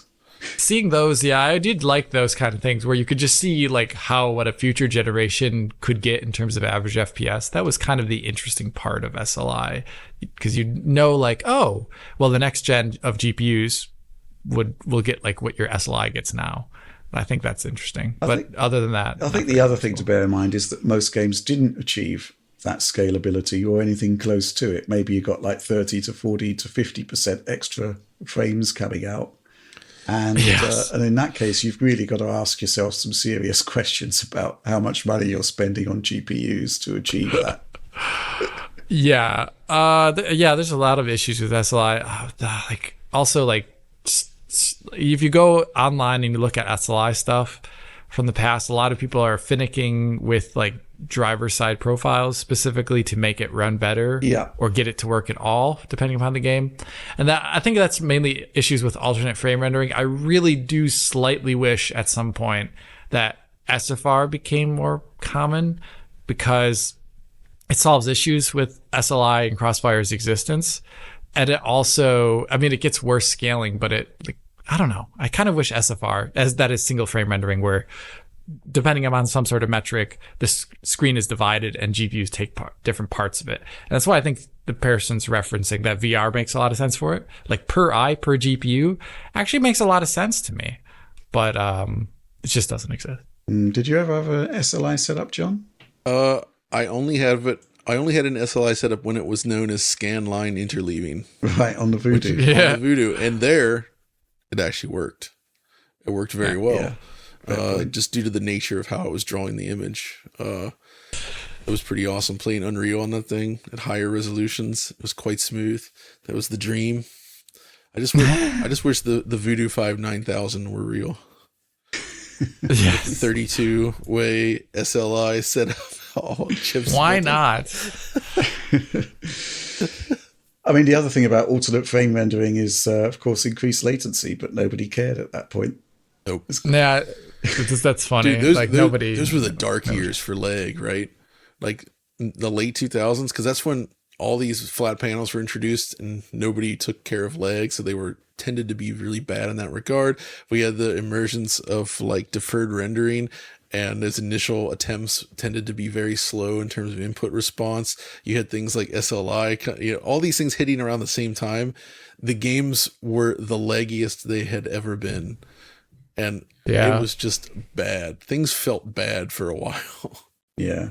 Just buy a good GPU rather than 2. Yeah. I think that's the bottom line. Let's move on to the next question. This one from Octolima. With developers continue to offer more and more graphical options to console players, a la Starfield and Insomniac titles, offering various frame rate caps and visual modes, and Dragon's Dogma 2's I hate that. ray tracing and frame rate options. What's the end goal? Should games simply expose full customization settings like a PC version would? Should a user opt to use them? The current state of performance and visual modes is already a large divergence from the fixed targets of old. So how far should this go? How far should it go, John? I think things are all right as they are. I think they're going pretty good. I feel like games have improved a lot in that regard. And I think going forward, we're going to see kind of this continued push for backwards compatibility or forwards compatibility, I guess. Yeah. So it just makes sense to have it, and there's going to be exceptions where things remain locked, but by and large, I feel like games today are pretty reasonably scalable for more powerful machines. It's a combination of dynamic resolution scaling with 60 FPS target or higher target, where you just put it onto a more powerful machine, and if it works as they've continued to work recently, it should just run it at the highest resolution and with a higher, smoother frame rate, right? Which is pretty awesome. And that wasn't really the case before. Yeah. Mm-hmm. I kind of like the Starfield approach, which was you had two options, a frame rate target and a quality setting for the visuals. And it kind of future-proofs you to a certain extent, because while targeting 60 with a quality mode might not be great right now, it probably will be in future. But yeah, I think Dragon's Dogma, where you could turn on ray tracing or turn it off, and then there's now a resolution adjustment included as well. Maybe things are getting slightly more complicated than they should be, but one developer told me most people just don't change the settings anyway. So I guess there's an argument just to keep it simple. And I guess on the PlayStation 5 side, there is that system level toggle between quality and performance, which should in theory automatically just switch you to what you want anyway. Which, by the way, that option kind of sucks when developers take, recently someone was trying to play Grid, whatever the recent Grid Legends, I guess. Mm-hmm. And I commented that, it's a 120 FPS game. They're like, how do you get 120 FPS? It's not clear. It's in the options menu and it's grayed out. The game does not boot in 120 mode. And it's like, I had to look it up again to remind myself. And it's like, you have to change the PS5 to performance mode in the PS5 system menu. Otherwise, the game won't boot in that mode. And I'm just like, that is the least user-friendly thing imaginable. That really, really sucks. Like, why would you do it that way? Alex, what do you think about the end goal of options on a console game? Kind of varies on a title by title basis, I'd argue, but the fundamentals, what do you reckon? I would say the forward compatibility option, because consoles are turning into PCs that are going to be forward compatible, just like they've shown this current generation, and then the common divisible refresh rate modes, I think, are great. So 30, 40, 60, 120. Okay. But not all games can do that. So sometimes maybe just 40, 30 or 60, 40, 30. You know what I mean? Mm-hmm. Yeah. So it's pretty much the Starfield model. The Starfield model seems pretty reasonable. Model. Yeah, there's some good stuff happening model. there. Yeah. Okay, final question. This one from Kurtz. Dear DF, I have had enough of you poo-pooing cinematic trailers! ! There is true artistry on display here that I will not have you besmirch further. I think they are part of the culture and can express moods and ideas that would not be readily apparent in a gameplay trailer, or show off the lore without spoiling the plot of the game. What's more, they are a rare expression of marketing that has its own artistic worth. The OG Dead Island trailer, the Gears of War Mad World trailer, the Diablo 4 by 3 They Come trailer. You remember all of these and you remember them fondly. Do I? I don't remember the last one at all. But lately you have made it sound like you'd rather live in a world without them. I'm not saying developers shouldn't show gameplay, but there is value and a place for cinematic trailers, and I think you should acknowledge. A few weeks ago, Ubisoft released both a story trailer and a gameplay trailer for Star Wars Outlaws, an instance where you had the best of both worlds, and you still treated the cinematics like a big sin. Keep asking for gameplay trailers, yes, but please stop arguing for the annihilation of its sibling. Wow. John? I think the thing to consider is there is a point here, but I think that point is not often expressed well with the actual resulting asset. I think if you have a really interesting idea and you execute it with a really nice quality CGI, and it's like that piece by itself is actually genuinely engaging, it can be cool. Like the Dead Island trailer you mentioned, that was kind of fun. And it was obvious that you're just seeing sort of like a little like mood building piece that's kind of funny and interesting. And that works. The problem is that a lot of these CG trailers just seem to be trying to create these like fake game-like scenarios, but like way over the top. And if you just watch them by themselves, they're not actually that interesting, right? It's like saying, you know, if we talk about film, like movies, for instance, or TV shows, like this kind of slots into that category. Not every film is going to be good or entertaining, right? And a lot of these CG trailers, they're just not interesting pieces unto themselves. The ones that we remember are interesting pieces, but I think they're fairly rare overall, because you had to go back and name stuff like Dead Island and Gears of War Mad World trailer. Those are pretty old. I don't even remember the Diablo 4 one, but I'm sure it's good because Blizzard does really good CGI, and that's what they've been known for. And there is absolutely an artistry to their CGI. But a lot of this stuff, it's like it looks technically fine, but it just feels like not that interesting to watch. Like if you say, here's a piece to watch, would you want to sit down and actually enjoy that piece? Not necessarily. I mean, right? In this case, it seems like you have to be really lore invested to be interested in these things. Like everyone goes gaga when there's a new World of Warcraft expansion announcement, because it means they get to see the Mists of Pandaria in, you know, 4K 30 or whatever, 4K 24. I don't know. Like I think you really have to be lore invested into this to think it's like really interested. And I have instances of that myself, but then at that point, I'm just actually a little bit disappointed that it's only like a 2-minute long trailer or something. Like if I would really prefer if it was like if CG is going to be made, then give me like 10 minutes so I can watch something. Yeah, an hour, make it a movie. Watch the budget explode. I mean, I'm thinking about those videos they always make for stuff like Final Fantasy 14. Like each new expansion has sort of a CG mood setting piece. Those are like so well done, and like the music's so good, and they're just visually interesting enough that you can enjoy it, even though it doesn't look anything like the actual game does. But most things I don't think have that creativity, and I really especially hate when you have big multiplayer things where they show like insane amounts of personality in these trailers. They try anyway, but then you actually get into the game and like none of that is there. It doesn't communicate it well at all. So you guys remember the Battlefield thing, the Battlefield 2042 CG trailer that it launched? I don't.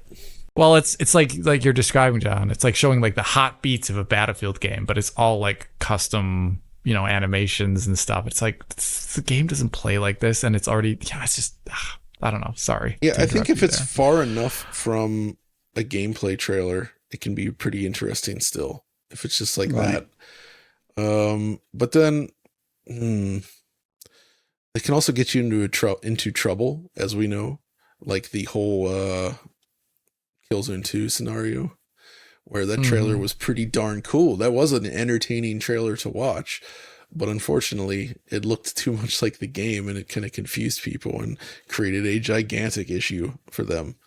The Motorstorm trailer was the same, but those were cool trailers, I would say. So CG trailers I think are fine if the trailer itself is genuinely interesting and enjoyable to watch, whether or not a game is associated with it. But since the trailers are often not that interesting, well... Yeah. I mean, a classic example would be Assassin's Creed Shadows, right? Where you had the CG intro, and then you actually got to see the gameplay. And, you know, basically that initial intro served no purpose whatsoever, particularly when the gameplay was arriving like a week or two later. and basically consigns that initial asset to the bin. Really, it doesn't do anything. It didn't do anything. Doesn't represent the game. Doesn't particularly present a mood or anything. It's just an introduction to the game, which could have been done with game assets.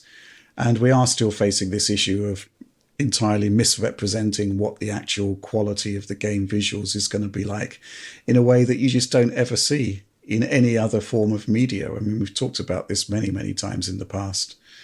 You don't typically see movie trailers where everything looks a whole lot better than the movie. It's not as if Taylor Swift puts out a promo for a new record that sounds 100 times better than the one that actually comes out. It's just extremely jarring and is entirely specific, seemingly, to this industry. It just doesn't really make sense to me. I think there can be sort of ways to announce a game that don't require fakery. I'm just thinking back to Crackdown 3, where they just had that orb. Do you remember the CG orb? And it was just like the classic sound effect of the orb from the original Crackdown, right? And the orb, and it was like, okay, wow, this is great. Crackdown's coming back. It didn't overpromise, and it set the scene. That's the one I kind of do remember because it was so simple but so effective. I don't really remember too many of these. Obviously, I do remember the Gears of War Mad World trailer, but that's pretty much it. I think so. In the past, CG was showing things that were impossible in real time, and that's why we also saw a lot of CGI intros and such. It gave you a look at sort of what they were envisioning, but through a lens that was impossible to do within the game. But as graphics improved, suddenly it started to make less sense, at a certain point, because the game itself already looked good enough, and in some ways the CG would end up looking weird, like almost like a weird uncanny valley like thing where you're used to seeing how the game might look, but then the CG just looks off. So there is that kind of problem as well. But it's definitely a tricky thing. That's for sure. Going back to the Gears of War E-Day trailer that caused quite a lot of controversy about the extent to which it was real time or not, or actual game assets or not. The whole thing could have just been avoided if they'd actually just made a trailer showing the game. It would have still looked awesome, and there would be no doubt that we'd be looking at the game. Right. I mean, I just think that's the way forward. And that's the problem, because that's a case where it looks too close to whatever the game is going to be. And so you have this issue. Right, yeah. You have this issue where when it's something like, I posted in the Slack there, the Armored Core 4 Answer trailer is one of my old favorite CGs, where it shows like stuff that like this is not the game, but it shows like a level of fidelity and just a mood and like design where it looks so good that you actually enjoy watching that piece. I think that those are still valuable and cool, but it really needs to. If you're going to use CG, you better be doing something that you absolutely could not be doing in the game, just as like a cool little showpiece. Then it can be interesting if done. And then right. You need the disclosure as well, which you need that disclosure. Sony does do pretty well. It would just on the bottom of that, it would just say not actual gameplay. So I think in terms of presentation things, one thing that it does annoy me with these trailers, though, is where they intermix snippets of pre-rendered with the game. Yeah, that's that's a big no-no. And I think we saw that a couple times more recently. And it just makes, I don't know, it doesn't look visually right. And like John said, the uncanny valley starts hitting for a lot of the other aspects, which you wouldn't have had otherwise if you just kept it one level of fidelity. So yeah, I mean, also when I was younger, I think this is just an age thing. Like when I was younger, I'd get excited if I saw a CGI trailer, but nowadays I just don't feel much of anything. So it's not I'm just old and jaded. It's I just don't feel anything anymore. No, I'm just saying, like, I think it's not being jaded. It's just that my interests have changed over time. So I'm more interested in the game than I am the pre-rendered cinematic. How about FMV? See, I could get behind that. If you film actors and stuff, that could be entertaining and presented as a completely different kind of thing. I mean, if the trailer was a live action trailer of something that is previously only existed as like little CG characters, I would maybe find it intriguing. Like Alan Wake, I think they could get away with like a trailer that is just the characters, right? Right. Okay. It's true. Yeah. Well, I think ultimately, you know, what is the point of a trailer? It's to say, hey, everyone, here's our new game. Only it isn't. We've got these artists to just come up with something which we think looks cool. Please enjoy. Kind of counterproductive to the whole point of introducing a new game. Hashtag just saying. By the way, I just finished a video on Riven, and I wanted to compliment their trailer people, because when they released the launch trailer for Riven, they put out the same trailer, but one for the PC version and one for the Quest version. Oh, that's cool. Or they basically That's made cool. it with assets from one or the other. And I thought that was awesome, because it's very clear about this is what you're getting, but we're still presenting the trailer, so you kind of pick your version, so to speak. And I think that's very, very nice. That's awesome. Cool. And that's the end of that question. Therefore, the end of the show. Please do like, subscribe, share if you enjoyed it. Ring bells for things that may or may not appear on your screen. A DF supporter program. Join us for high quality video downloads of everything we do. Early access to DF Direct Weekly. The chance to contribute to DF Direct Weekly. Bonus materials, all manner of stuff. But that's all from us for this one. Thanks for watching and supporting Digital Foundry, and we'll see you next week.